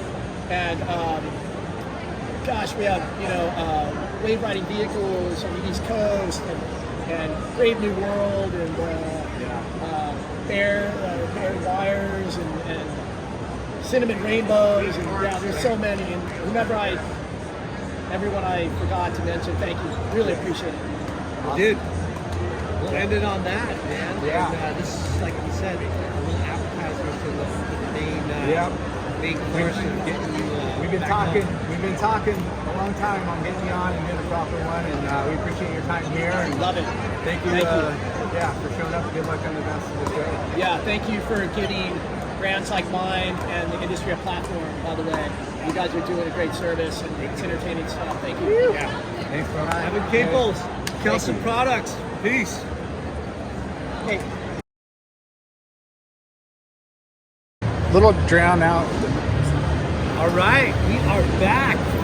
Friends and family, brothers and sisters, welcome to the Late Night with Chalky podcast. Or keep them rolling. Surf Expo. Surf Expo with the one Surf of the Excellence. most influential surfers of our time. All they're saying. Present day. It's the second time we've had you on the show. Yeah, second time. Yep. And we're stoked because you're here Yeah. Your Thanks. new brand. I'm stoked to be Yeah. here. That's what we're here to talk about. You and your brand and what you got going on. How many interviews you guys do today? Just in the third. You're the only Oh, one. that's it? Yeah. 3? Yeah. 3 so far. I thought you guys would be like 30 deep by now. Dude, I gotta work. I Oh, own yeah. mine too. Okay. New projects. Yeah, okay. No, What are you we're- doing? I'm just hanging out. Okay, Yeah. cool. He's just here looking pretty. Maybe I'll just go, kind of find my, my own little gig over here, do some sightseeing. So Ben, you're obviously, everyone knows you ride for Cat Surf, Yep. Bandit, Uh-huh. Hyperflex. Yep. Now, this past year, you stepped into the realm of being another entrepreneurial venture with algorithm surfboards. Yeah, so I've been doing the softies for like 6 years, coming up this year. With Wave Bandit, it's been great. It's been an amazing journey. But the thing is, from 2016 or 2017 till now, so many people that I have introduced to the sport of surfing have gotten good at surfing. Yeah. They have progressed. So They need to step up to a hardboard. it's time for them, a lot of them, to step up their game. So I kind of saw that happening. A lot of people that, I have people that DM me over the years, and I've recognized, I've seen them talking to me over the years, and I've even seen kids who couldn't even surf in the beginning, and now they send me clips of themselves ripping, and it's cool. It's a cool experience. So I was like, kind of a lot of things happened at once. It was almost a perfect storm. So I was riding for Super Brand Surfboard for like 6 or 7 years. Justin Cote is my guy. Great company, great group of people. Brian Brown was shaping over there forever. So then Super Brand got bought and sold twice or something. I'm not entirely sure of the whole story, but pretty much I was at a place where I was like, I don't know. I haven't been able to get boards. The boards that other brands have been giving me haven't really been clicking. So me and Brian reconnected, and he shaped me a couple boards just under his manufacturing company, which is Algorithm. And I was loving them again. I was like, dude, I forgot how good of a shaper Brian Brown really is. Where's Algorithm based out of? It's either Oceanside or Carlsbad. Okay, so it's right there. Same area that he was in. It's the same area that he was doing the Super Brand boards and everything. And people don't realize this guy shaped for Dion Aegis, Clay Marzo. This guy's gnarly. I never knew that. Another tidbit too, wasn't the board that Luke Shepard? Yes, it was. Ryan Mayo, Algorithm.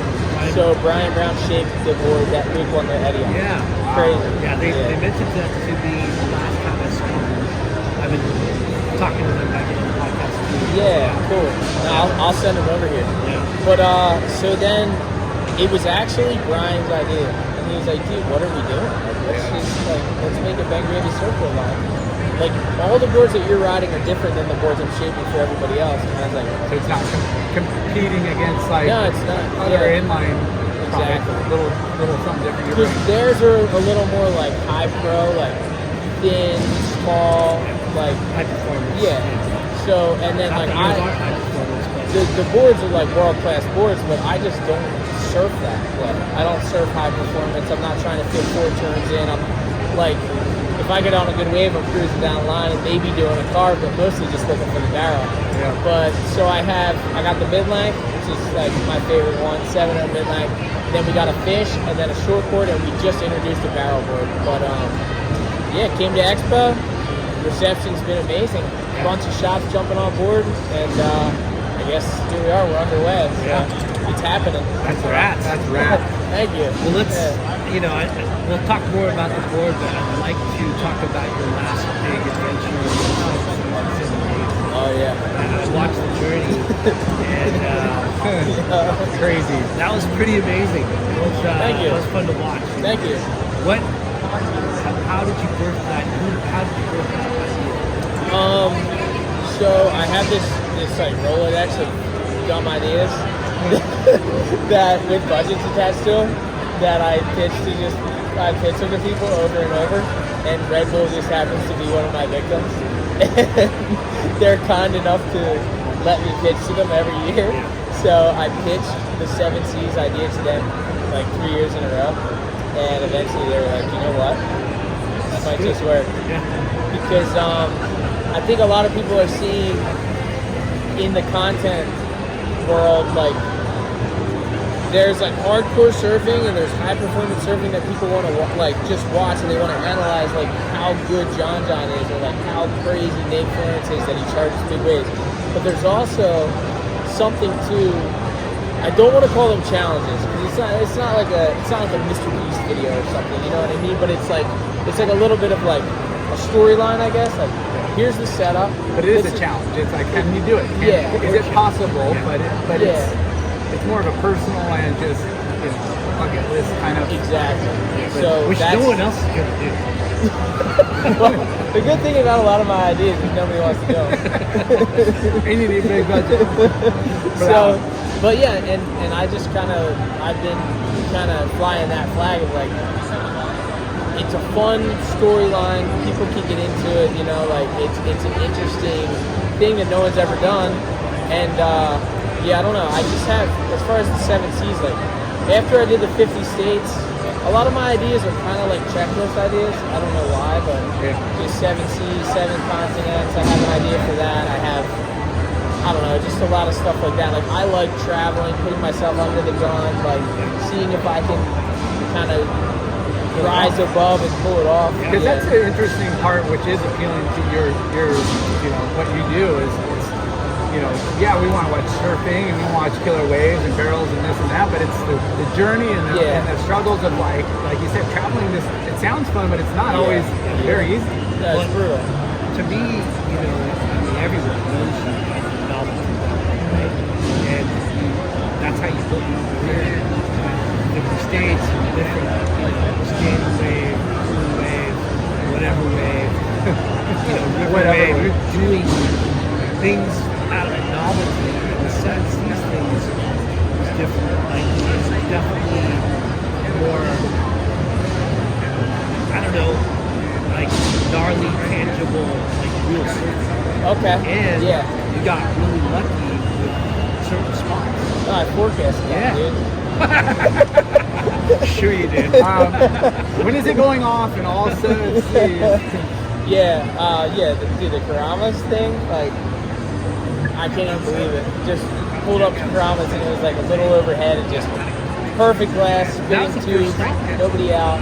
Well, technically Japan, but we had been in Japan for a week.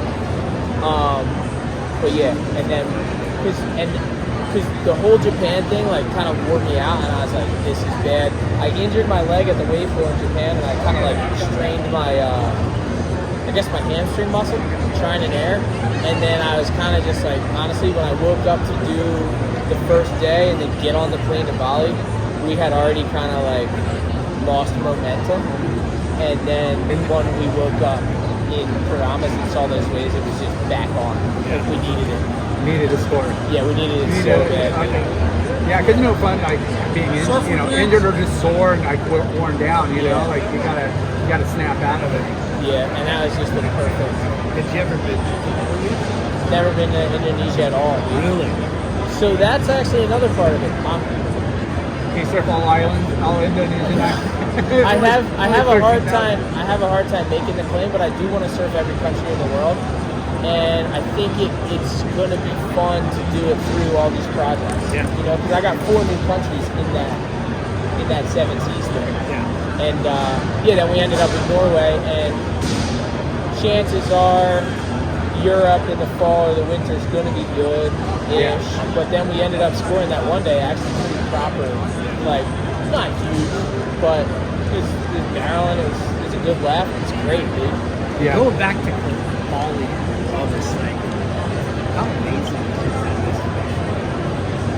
It's a dream come true. It's a dream come true. Dude. There's waves, you know, there's waves that have some consequence. Yeah. But then, like, places like Bahamas, Oh, it's dreamy. I was like, you know what's weird too? Like, I don't surf a lot of great waves, so sometimes I like question like my skill level. And then I went out to Karamas and I was like, oh my gosh, no wonder this wave looks so fun on film. Like, it's a roll-in. Yeah. Like the drop in, if you drop in the right spot, it's not a vertical face at all. you roll and then the barrel goes like this, and it's like, and I was just like, what the hell? And if the right tide to in is like, turn to air to whatever, or right reef. And it's like, like Jersey is harder entry point. You know what I mean? So we're used to, just growing up where I grew up, we're used to like risking it all just to get into the wave, and then maybe we have enough speed to get the barrel. But Karamas was an eye-opening experience to me. Like, I every once in a while have to remind myself that there are really good waves in the world, because I spend a lot of time surfing like subpar waves. So it was a crazy experience for me. It's funny, you know, when you were talking about where you live in New Jersey and this and that, the way that through you and other East Coasters, people finally realize how much fucking quality waves, not waves of consequence, but waves with power and like real juice. I think so. Surfline and everybody having an iPhone. Well, it's crazy nowadays. Yeah. I don't know if like, I actually used to think about that when I did the daily vlog. I would be like, dude, am I painting too much of the picture of how good Jersey actually is? But I mean, now it's just over. You know what I mean? It's whatever. Like, everywhere you go, people are filming, posting. So that's just surf in history and over the years, stuff everywhere gets exposed, and I mean, everywhere's counted. And I think also 20 years ago, or let's even say when I was a kid, 15 years ago, I was like just out of high school. When I went on Surfline, they'd be like poor the whole day. And like, we wouldn't realize that like the wind probably went offshore that afternoon, but they just weren't forecasting it. Now they're like, wind goes off at 1:05 p.m. Like, be there, you know. And if it's going 25 miles an hour, you can actually get out there and surf a 15-foot face. Whereas when we were kids, we wouldn't surf till the next morning, and it'd be like 4 foot because it blew offshore all night, and we'd be like, surf like blew it again. Like, they don't know what they're talking about. But it's crazy how far that technology has come. There's always going to be the cold water divide, though. Like, a lot of people don't want to deal with it. It would be cold. I don't. I think it's one of those things where if you're born and raised in it, or you just do it every day, you know. So it's like, kind of they're gratified. I remember how cold it is, and then, if you do it, it's like, it's not so bad, but it is.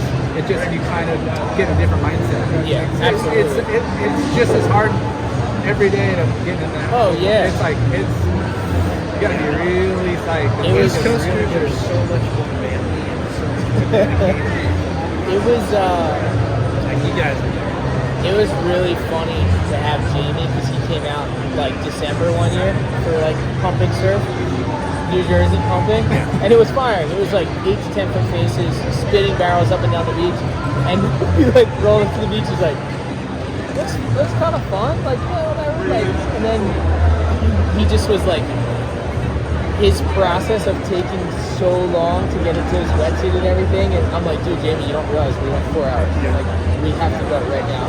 He's just like, what do you mean? He's on island. Well, that's why it's like the wind stayed the same all day, or it's variable. It's like really predictable. And he did it, dude. He manned up. But that putting on that like all that rubber and blood, it's like a whole different process than just putting on your regular free kit. I just got my youngest. He's 8. A 5'4" hood, built-in hood, and it took us like 15 minutes to like wiggle it on him and get it on. And he was in there. He goes to surf, and he's just surfing little blackies like this big. And we just came from Hawaii, so 2 weeks of just board shorts to that, super extreme.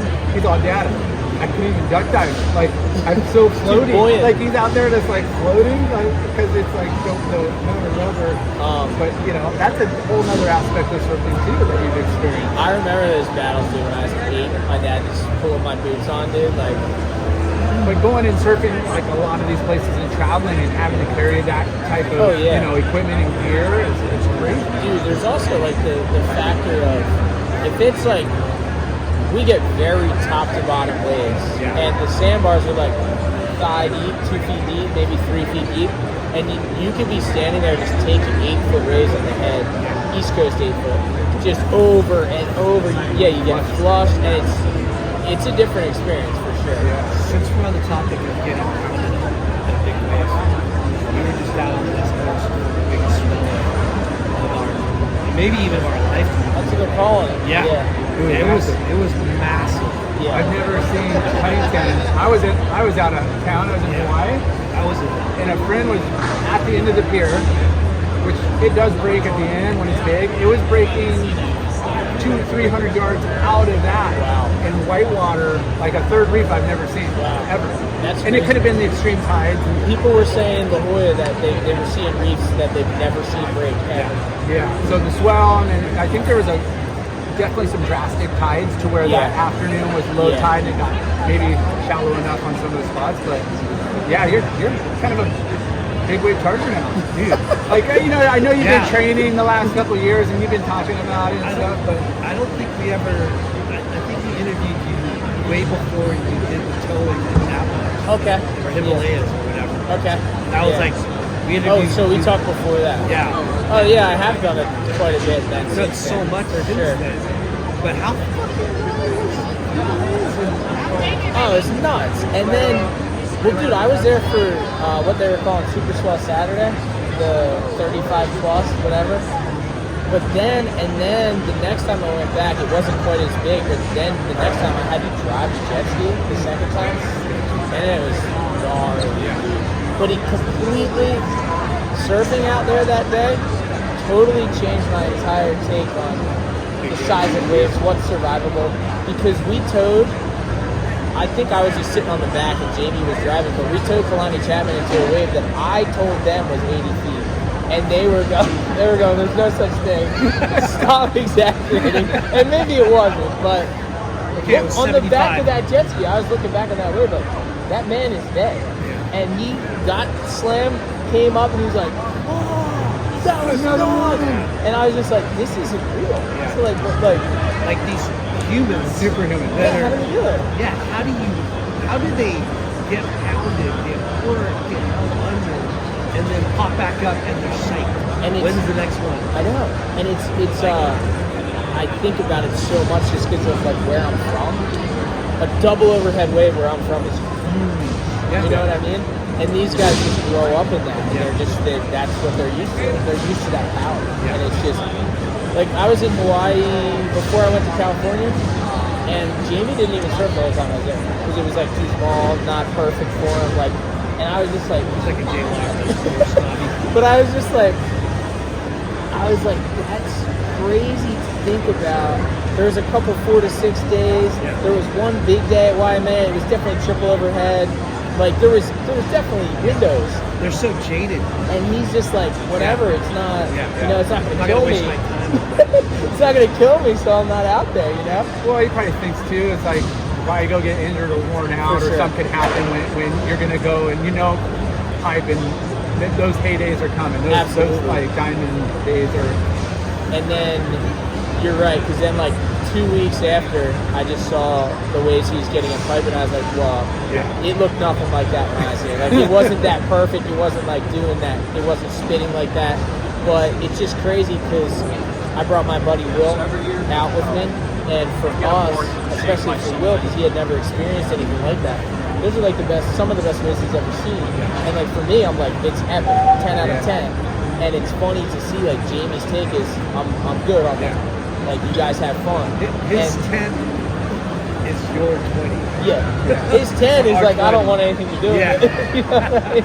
The amount those guys fucking charge. Yeah. It's crazy. So going back to California, Yeah. you were surfing laps. Yeah. And you were riding a 9 10-2. 10 fucking 2. Zeke's uncle's Yeah. old 10-2. Where does the paddle out on those days? Oh, Gauntlet? dude. Like through the. Yeah, all the way to the left. But it was still like 8-foot faces, just like, and you just, How do you get out on a 10-2? dude, I would paddle as fast as I could, and there was a little backwash. I'd pick up speed and just go rhinoceros, just through it, and then eventually I'd have to swim. I was diving, swim, hope it doesn't pull my board.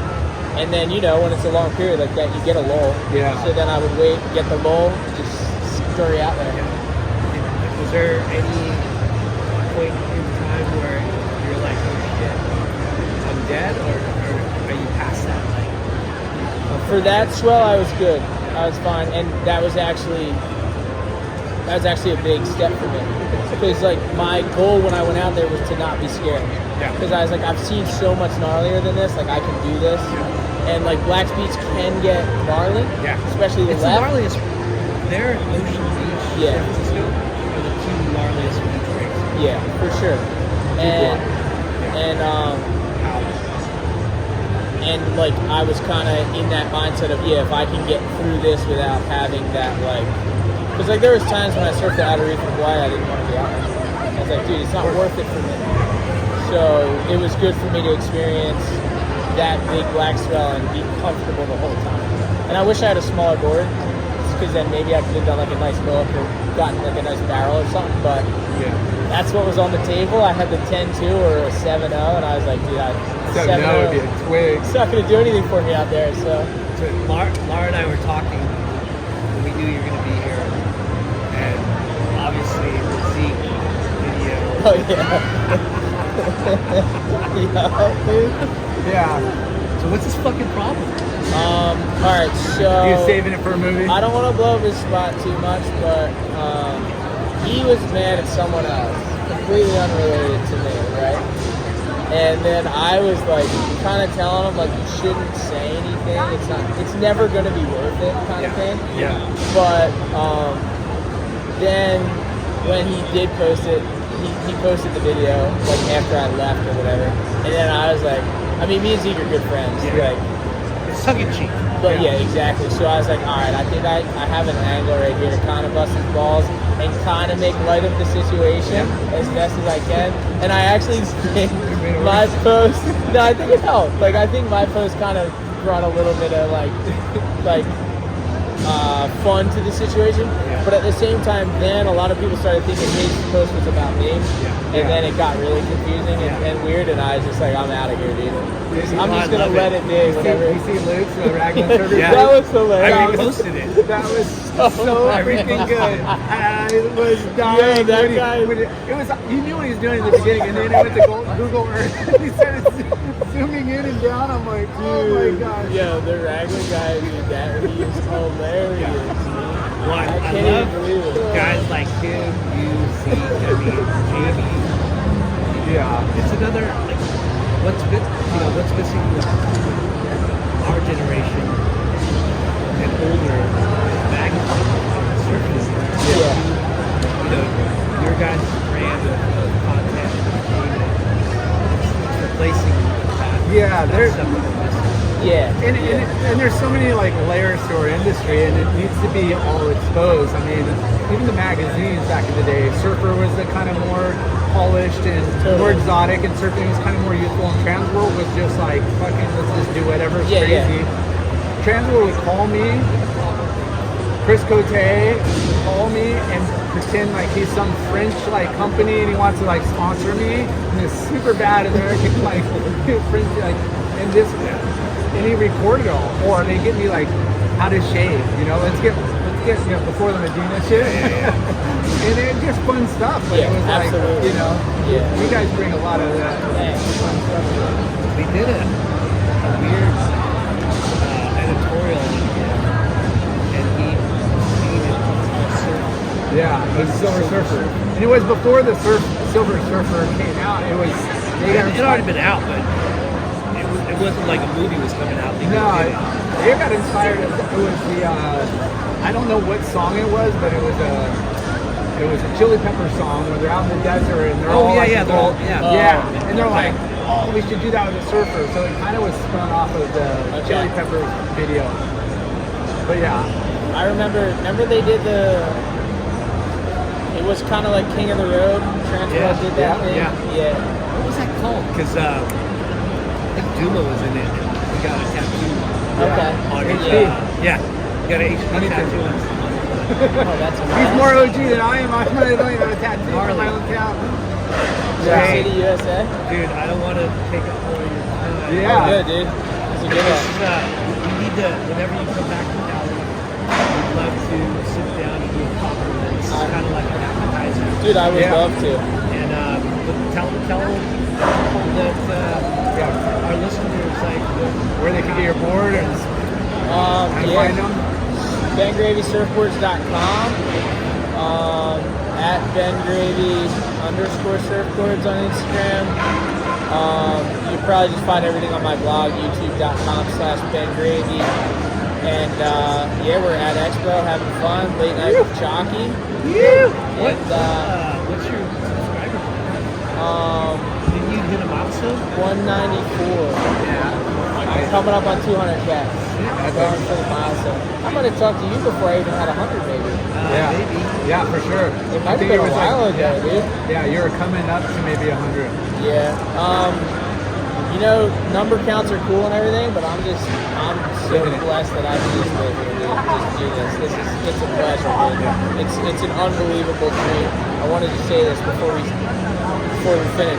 You were talking about Bali being the dream destination, and I had these two young kids who were filming the 7 Seas with me, and every night I'd be like, "This is it, boys. Like, this is the dream. Like, this is what people dream about their whole lives. Like, we're doing a surf trip around the world. Like, this is the moment." And like, I mean, they were taking it in, but I feel like I was really taking it in.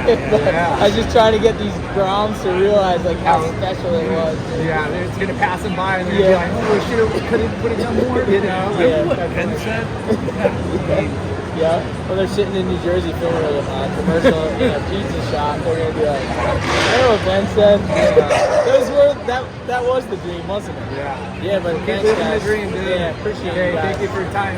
Thanks for the positive messages. I love it, dude. Yeah, bro. Peace. Ben Gravy Surfboards. Ready, set. And we're back. We're back at Surf Expo with one of the most entrepreneurial surfers/businessmen from Australia. Stop trying to take away my intros, dude. Oh, sorry. I'm just kidding. No. Cheers to Jamal Gray. Jamal Gray. Thank you. So you're here representing a brand or two? Couple of brands. Couple brands? Yeah, wearing a couple of hats over right now, but First should've off, bought two. your main company, your company is called Yates. And going back in history, you have a long pedigree, long career of working for different surf brands, and even starting your own. Jamal, what was your first job in the industry? Sweeping a factory floor. Surf factory? No, clothing factory. Oh, clothing. Yeah, so my father is a tailor, and he's been making board shorts since the late 60s. Originally from New Zealand, and started in brand called Tangerine Turtle in New Zealand before I was born. Tangerine Turtle. Tangerine Turtle. Can you talk about how the funny movies don't come out of like Australia? There's not many funnier than that. I mean, Billabong, Rick Taylor, they're all pretty funny, really. Yeah, but like hot tuna, hot butter, mango, Piping hot. like just all the cool iconic. So your dad surfed. Dad surfed, dad's a kneeboarder. He rides a longboard as well. But he's a great kneeboarder. I think he's got his chain around a Queensland kneeboard. Meaning he got second in the Queensland kneeboard championships, I think 4 times, to a guy called David Parks. So truly, Shane random people. I'm not sure if Dad or Shannon is super stoked on that, but Style and second. yeah. Hey, it is what it is, you know? Yeah. So that's cool. Yeah, so Dad was a tailor, and then he had a clothing factory for Hong Kong growing up. So I literally grew up on a clothing factory floor, and my first job was getting past the broom and told to sleep it. So super fortunate. Yeah. So you got introduced at an early age to surfing. Yeah. Did you surf? Did you board? Bodyboard? No, I've never daughter, they've only surfed. Yeah, so my mum, she's a great surfer. Really? Yeah, and she's a stand-up surfer, real good surfer. Apparently the story goes that her last surf before she had my brother, Ron, and she was 6 or 7 months pregnant. She got barreled like 5 times. Pregnant. Pregnant, yeah. 7 months Super pregnant. Super pregnant, yeah. I didn't even paddle like that. Just to say. Yeah, like, must have learned how. Yeah, no, Was she sometimes neat? I surf. Oh, you need paddle. No, she was just wanted to paddle. Yeah, so yeah, Mike Perry, who unfortunately just passed away last week, he was editor of Surf Magazine for a long time, and good friends with PT. Yeah, he told me after him and dad was down in the watched that wave, and my mum came in, and yeah, mum didn't surf for about 10 years after that. She moved, she sort of moved inland and didn't surf for like 10 years after that. She moved back to the coast and started surfing again, and yeah, so yeah, grew up surfing again. And what was your first job after sweeping? Like, did you stay within the surf? Yeah, I've literally only worked in the surf industry, which is, super fortunate, pretty narrow sort of skill set, I guess. And did you dress like stylish? No, did you have, or did you just like every other surf kid, just board shorts and t-shirt? Like every other surfing with photo dressing stylish, but whether or not I was, it's like But if you have, reputation, make me these custom shorts, or I think you would have like an upper hand on trying to like create your own little style. Where was your student? So when I first started working at factory, I was actually Nolan 50, which is just a group from Byron Bay, and like a super hippie crew, and dad had a factory there. Pretty decent sized factory, we were like the biggest employer in town. Dad had like 20 staff there, and pretty decent sized operation.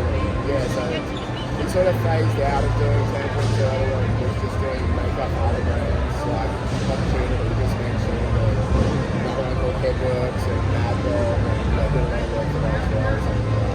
So he started producing. And what was the product classification? Because sometimes it's so different factories specialize in something. Yeah, so we did a lot of different products actually. So we did wovens and knits, so we did a lot of t-shirts, and we did a lot of board shorts, jackets, most categories. But probably specialised in the woven categories. And Dad's always been a board short guy. Like I said, he's a tailor, so he's sort of one of the few people in the industry that, pretty much in my opinion, it's like him and Sparrow and Ripcord are like the only true tailors. Everyone else. Pretty much all you need pattern makers. Yeah. I mean, there's been, when I say that, obviously there's been a lot of pattern makers in the industry, but like people of sort of influence, I guess, that are like pattern makers. There's a funny story actually, it's quite cool. I worked at Gordon for a while, and I was doing board shorts at Gordon. Gordon said to me one day, he's like, oh, your dad was talking about patterns. I'm like, Dad's never told me that story. I don't know. He's like, no, I talked about dad's board shorts, and that's how I learned about patterns. Which is, love his honesty in that, but it's sort of, there's a lot of shapers that sort of got into making clothes and whatnot, but Dad sort of came from the product, and then he actually learned the shapes as well. Now, as you're growing up in the business, was there like start trying to learn and study certain aspects of the business, like design, pattern making? Yeah, what were your interests, or you just had to learn it all? I sort of had to do everything at different times. So like, I definitely learned to make patterns. I wouldn't say that I'm a pattern maker, but I could make it. I could make a pattern today if I had to. But I sort of also had like just a whole library of patterns at my disposal. So like I could throw panels into a board short, or I could add the seam around to change the pocket shape and all those sorts of things. But sort of I just knew that we had the best fitting board short patterns, for instance, already hanging there, so I wasn't going to reinvent that. But I think like growing up, like different periods where Dad was the sales rep, he was the pattern maker, he was the cutter, he was the sewer. So I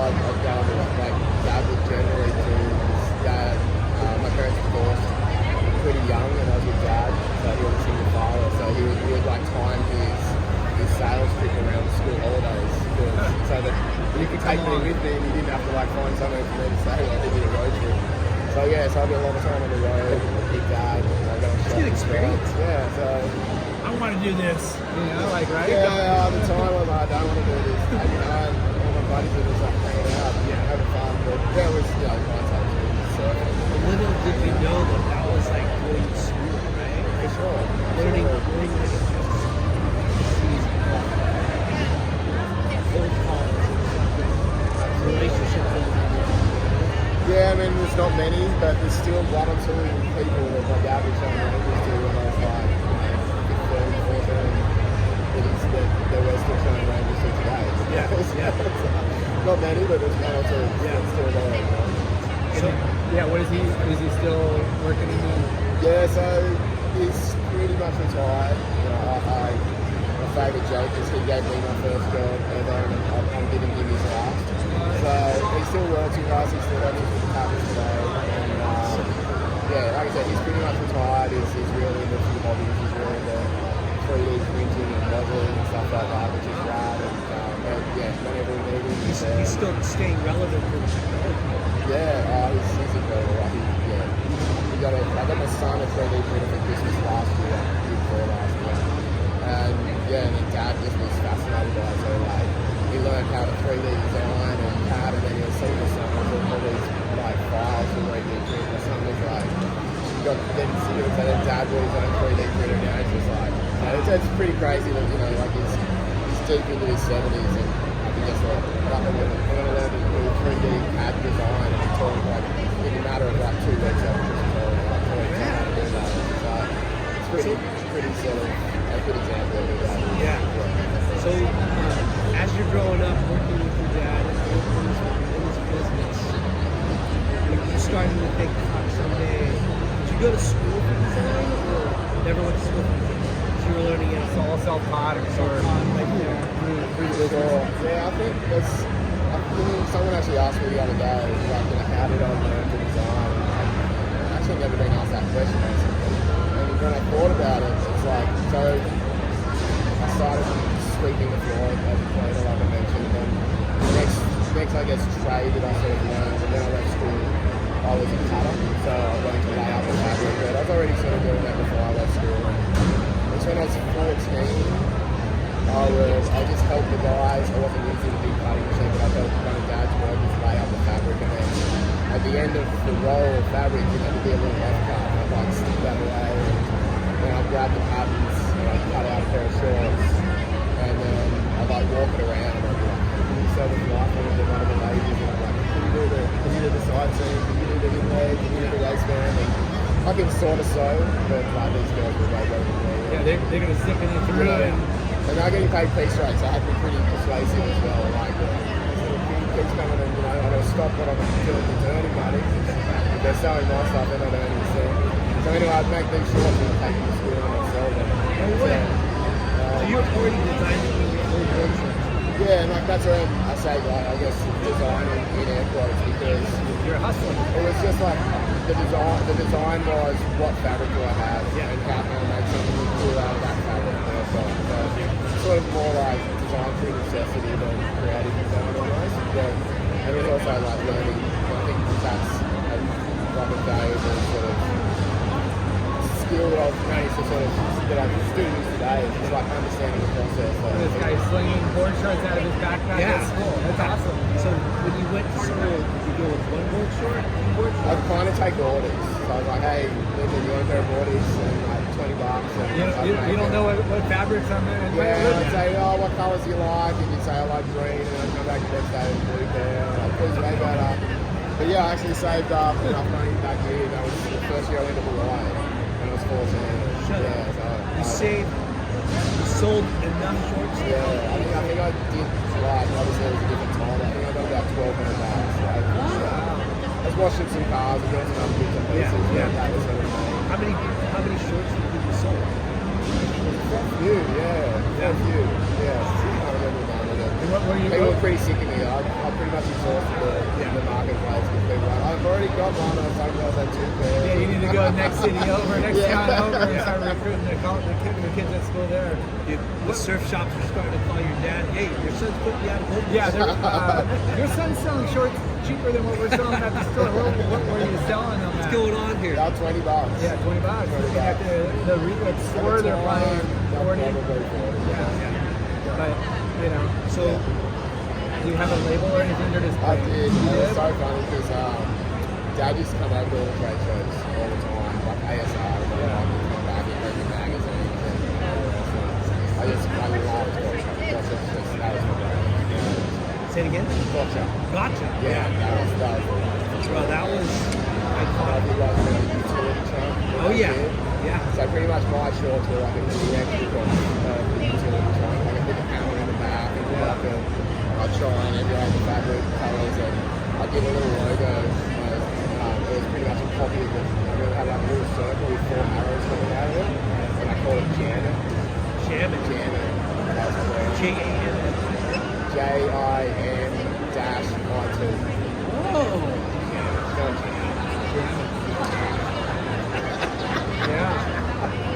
But yeah, that was That was your yeah, logo.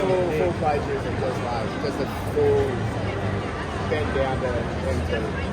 But, I mean, was Gotcha available? No, it wasn't. So It wasn't it was available. kind of new to... Wait, Gotcha wasn't available? What? So a big thing in Australia, it's called, which is just like a big like fruit balloon, similar to fruit balloon. They had already registered Gotcha, spelled the same, everything. And it was like you bought it, it was just totally coincidental. And like you bought it like Target. Yeah. It was just like plain so yeah, for whatever reason, that was probably the main reason, I guess. But yeah, you could never get Gotcha in the States. And I would always ask Dad when he came over, get me a pair of utility trunks, please. Like, he'd come home and get me like airwalk shoes and all these different stuff. I'm like, where's the utility trunks? And he said, oh, they're always sold out. I could never get a pair. And so I just made my own. Yeah. And I remember what you're talking about.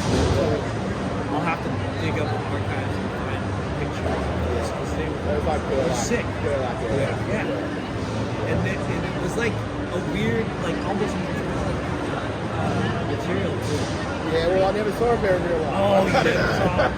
But they were. Yeah, And it was like a diagonal. Nah, these ones have like a square yoke on the back. That's it. It's a band around the neck. Yeah, like a patch on the left leg. It said Janet. Thanks, You heard it here first. Yeah, that's awesome. And then you, did you get like, when's your first like industry like job outside of your dad's? Yeah, I had a couple. You said you worked for Billabong. Yeah, I worked for Billabong. I worked for a few other people first, and you know, sort of like, I guess So who was your first outside your dad? first job outside of Dad's company was a company called Surf Yeah, which is like a producer. Yeah, well, Dad was in hindsight smart, but you know, he and I were back there to do it, and he was like, and I think I had to do that classic, you know, the boss and son type thing, and you know, Go on your own. yeah, and I wasn't probably turning up for work on time, and just probably, Taking advantage probably of didn't it. really have the right work ethic to be honest. You know, I was young, but Dad was like, hey, you're gonna go work for someone else. So he sort of fired me, and I sort of agreed with someone who's that. Leave it at that, right? Yeah, Best when, thing, both yeah. happy. Best thing that you could have done. Oh, absolutely. Yeah, I'll keep it in mind. So yeah, I went away for him, and I came over to actually work for Jet Pilot for a little while in Carlsbad. I was there for 6 months or so, which was a great experience. What age? I was like mid-20s. I used to race motorbikes as well, so Jet Pilot was sort of a pretty cool brand back then. Yeah, Super yeah. cool. All the motocross guys used to rock Jet Pilot stickers, so that was a cool experience. Killer name. It was a killer brand, but it just never took traction in surf. You know, like they tried to make a push, but it just So I helped them do sort of their first power line. And then went back, started with Billabong with Australia. In Australia, did like 6 years there. And then I left Billabong and Rip Curl. And then left Rip Curl when Rhythm was started. Did Rhythm for about 9 years. And sold Rhythm about a year before that. Stayed on for a year and then left, and then back to Rip Curl off a new job, and then back to Rip Curl. And then In the US or Australia? in the second time was in Australia, but I did come over just to do that. Like, I did like 6 months working Because you guys are sharing like shared styles, but some make your specific. Like if like Rip Pro is a global brand, you're doing like Yeah, also my role at Rip Pro, I was global head of portraits, business unit, global bum. Yeah, so interesting. But yeah, Were look, we talking about that last night or today? maybe, yeah. So yeah, that was look, I liked working for Rip Pro. I learned so much just about. So, when you were working for Rip Pro, was that at the height of the Gold Show Awards? Yeah. Okay. yeah, we've gotten a lot of good takes from different people within this Yeah, it's like board short war. a space racing portrait. Yeah. Did you come up with the garage? No, the garage was already part of the girls offering when I arrived. We did a one-piece portrait of a Rip Curl that we worked on that with a fanning shot. We did a bunch of signatures with the garage. I worked pretty closely with Nick on stuff. And yeah, Rip Curl was incredible. I learned so much there about great people. But yeah, as a business, I think worked for Bill on, kind of worked for Bill, worked for Rip Curl.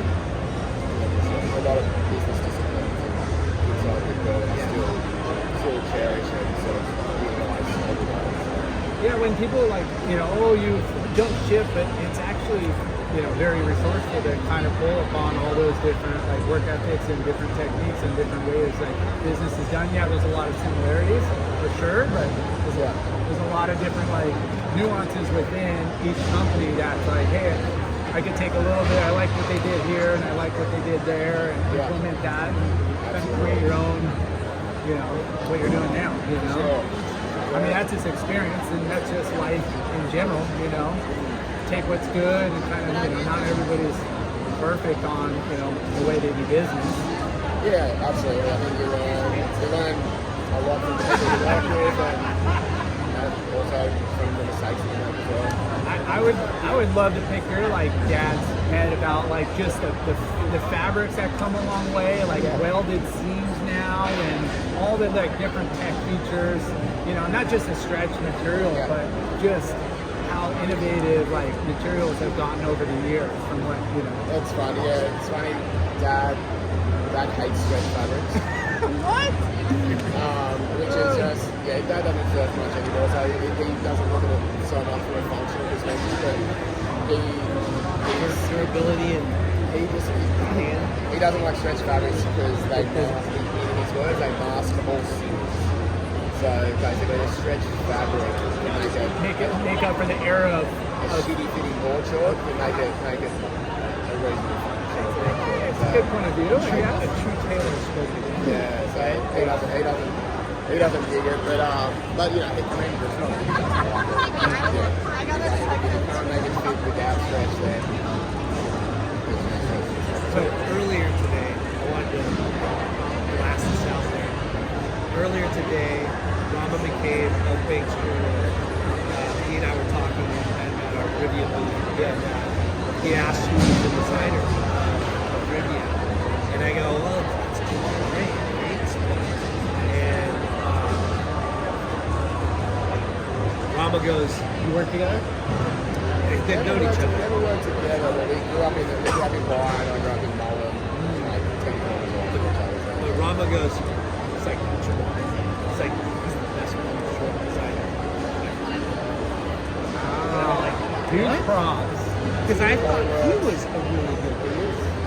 Yeah. And for him to say that was pretty fucking cool. Yeah, it's classic. Like I said, Rama grew up in Byron. Rama's former partner in the bank with Tim Cochran, who I think had 2-year job at Rip Curl, and I was there before Rhythm. I was design manager. Pretty sure I got a job there and came and did an internship, something along those lines. And then I gave 2 weeks over Rhythm, and Timmy went on to be head of design very high up in design at early Australia, working with the global team, and then started Banks Design. Sort of funny from a little town, probably 3 pretty good numbers to something. Yeah. But I mean, it's kind of fun to say that up. I did really well with the segments of the block. So those sorts of things we have at the time. We really focus on design full time. So yeah, it's broad bank at home, so he does a really good job. And yeah, so I can sort of step back a little bit. I'm 51 now. No one needs to do that. Just a number, bro. It's just a number. Nobody's been. Going back to Rhythm, you created that brand. You were there for 9 years. Is there there's a lot of learning? What kind of things would you like to, or what kind of advice or things would you like to, I don't know, give people insight on what it takes to brand?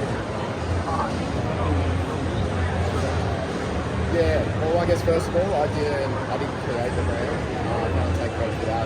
Neil purchased it, came up with the name, and he created the logo, the first aesthetics, and Neil doesn't do a lot of design work anymore, but he's phenomenal. He's a creative genius. You see that through the boys he's working out.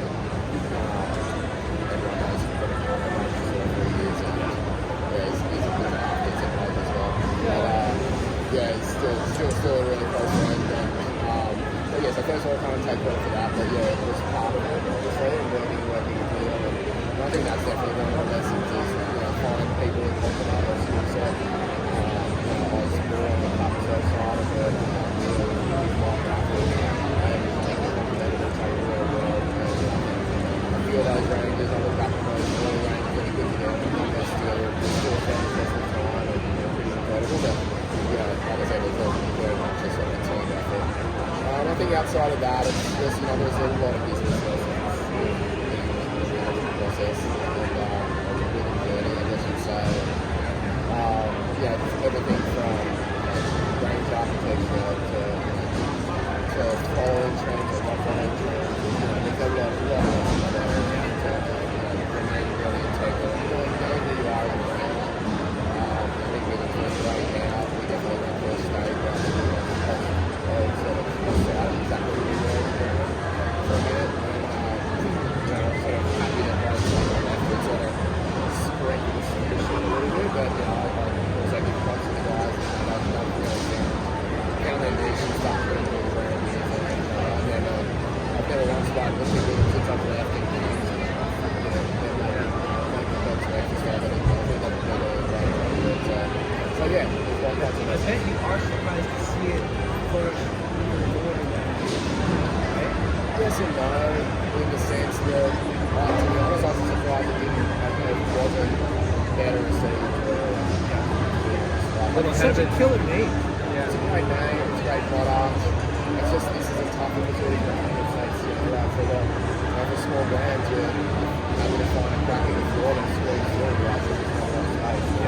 And I think, since some of the disruption to supply chain through COVID, these brands that have flourished just because retailers have had to bring in new brands out of necessity. They've break walls and stuff. I've had to look outside what they've been buying for decades. And they put a new brand in, like a cake, that sells like crazy, and it's like, our customers love this. It's like their customers wasn't able to like before, wasn't getting every week.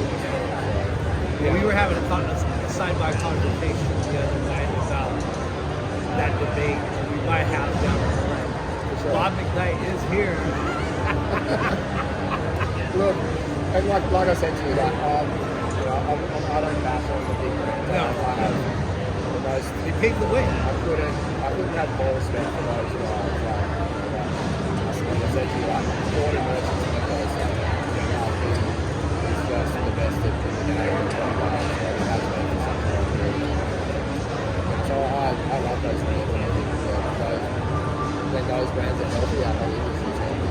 But I think what the industry needs to be healthy is about established brands and more cutting edge brands, more challenging. Pushing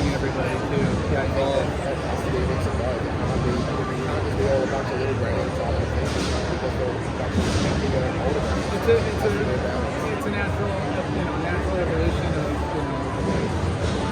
stuff, trends and everything changing. It's just in the past, trends have been so long, and now as we've moved up, and it's like it's really hard to kind of stay on top. And you're speaking on brand identity and staying kind of what we say in your lane, and with rhythm or any brand, it's like it might have been a little bit too forward at the time where they weren't really embracing it because they were so reliant on the bigger brands. Yeah. And then when that wasn't working, they kind of like. 100% agree. Yeah. I think like shorts are a classic example. But so you're responsible for the 15-inch instant now? no, I wouldn't say so.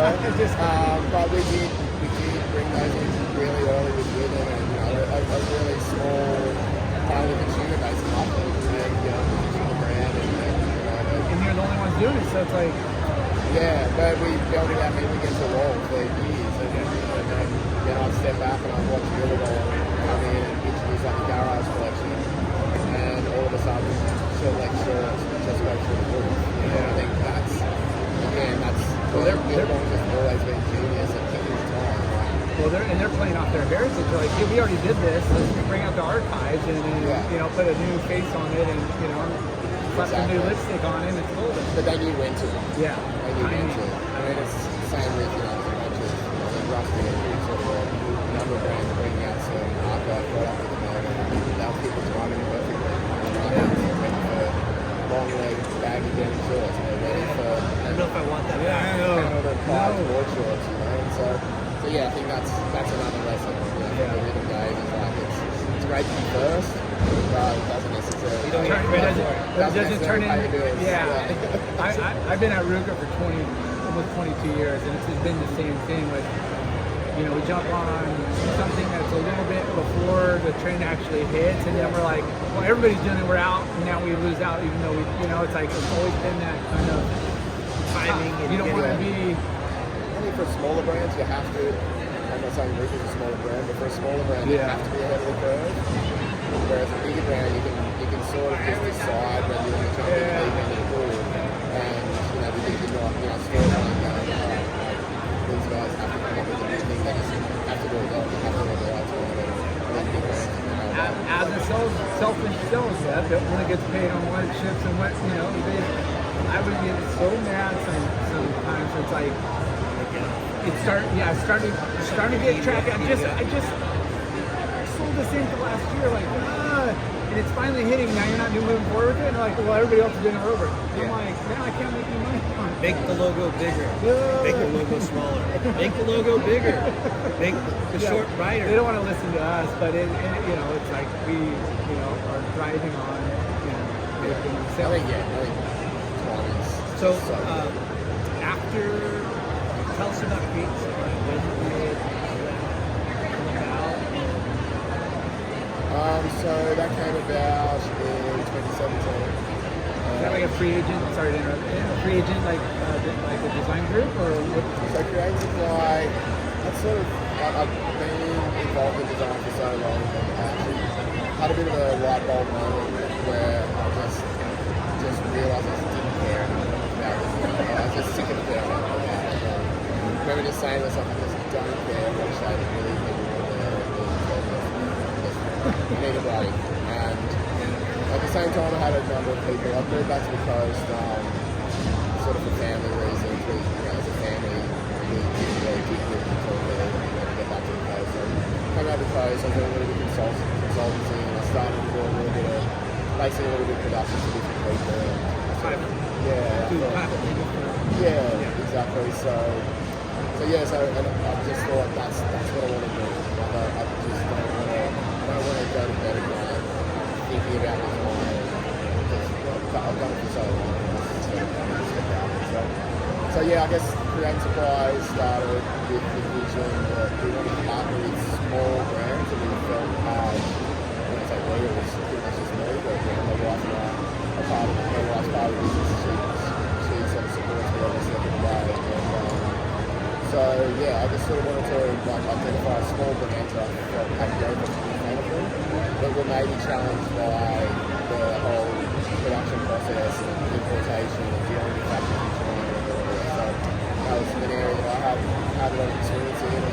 sort of an area that again sort of goes back to my days in India.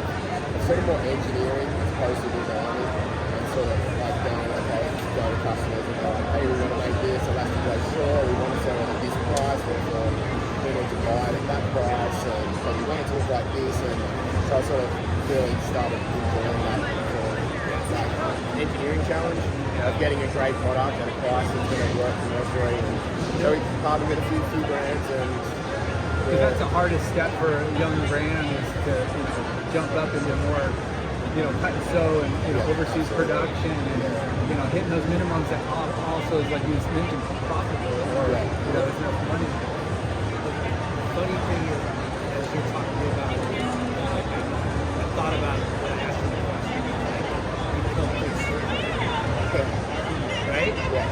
Like you become like what they say. You become a parent. Because that's what your dad did. Absolutely. Now my eldest son's about to turn 13. I'm like, Hey, start sweeping, bro, it's time to go. The floor, bud. Yeah, right. Yeah, no, it's classic. And then as you're working with these other brands have approached you. And here we are today. You have your company that's working behind the scenes with two up and coming brands. Yeah. So, surfer own brand. yeah, exactly. So, like I said, I sort of got out of the design, sort of branding side of it, sales, and slowly dragged me back in.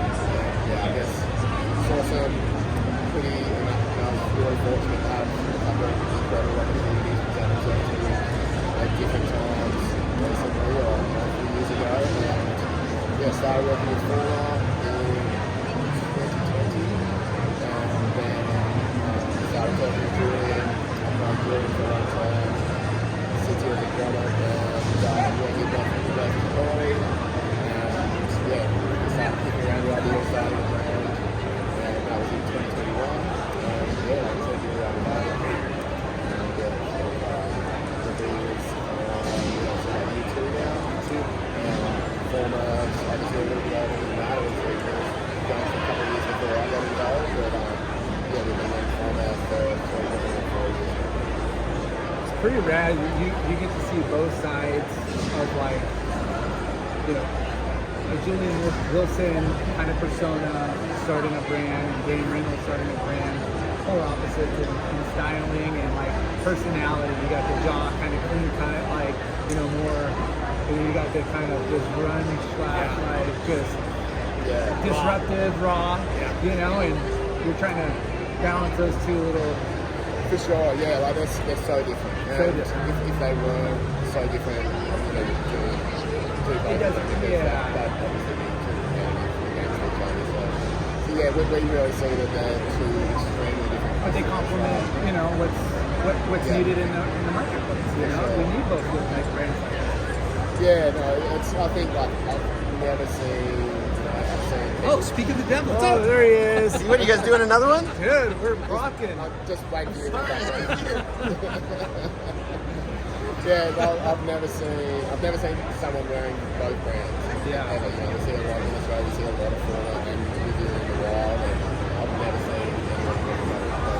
So, it's my kids are like, one of my kids is really into Fauna, and he doesn't wear Revere. It's my eldest son, and then my youngest son really into Revere. And they're just like, this is who I am. The youngest son's really into surfing, and he plays football and loves that side of it. And my eldest son's a little bit more creative, and he's into 3D printing and whatever else, and he's really important. So it's fun. Yeah. Cool. Yeah. Besides those other two brands, are you still doing other work for other people too? Or? We do, It's I'm really fortunate. When I started Create Supply, really close contact with Carlos and his wife Vivian decided that they wanted to do the same thing as me. So we, literally the day that I decided to do it, I rang in and said, hey Carlos, that's what I'm going to do. I'd like to keep working with you. If that's okay, just working for another factory, and I was sort of hoping that we could continue working at that factory. And then the next day he called me and I was like, sort of giving us what you're doing is what we actually want to do. Start our own business in our own factory. So yeah, so we started together. So we're creating Supply Australia. We're different entities, but we're creating Supply Australia, Carlos and we're creating Supply Australia. And essentially, the other brands, we're leaving third-party brands that we work with, Thrills and we work with a bunch of other brands. They work directly with brands production. So we don't sort of see too much of that. It's sort of We call it people like you optimists. well, life goes without sometimes. Really? You got your tentacles on everything, huh? Yeah. Man of many hats. Well, Please believe it. Jamal, Yeah.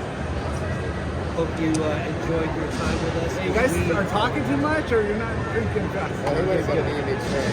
I thought he was going to get three. I got hit one. You were full. Yeah. I don't know that one. These are like little sippy cups. Kitty bees. All right, we're gonna cut that out. Jamal, thank you. Yeah. Thank you. And yeah, And congrats love the podcast. And Congrats on everything you're doing. thanks for all the content you guys have put together. Yeah, this is just a teaser. Yeah. We'll do a proper sit down with you the next time you're out of town. Yeah. And our listeners are demanding more. Like, we need more. Oh, I want to hear it all. Yeah. We'll see about that. Yeah, we can't let podcasts hold anything over your head. Whoa. Fantastic. Yeah. Love that guy. Yeah. Every time I say, you gotta go and take the chocolate, you gotta get on there. All right, well, thank you very much. Thank you. Peace. All right. Woo. We got a hat for you.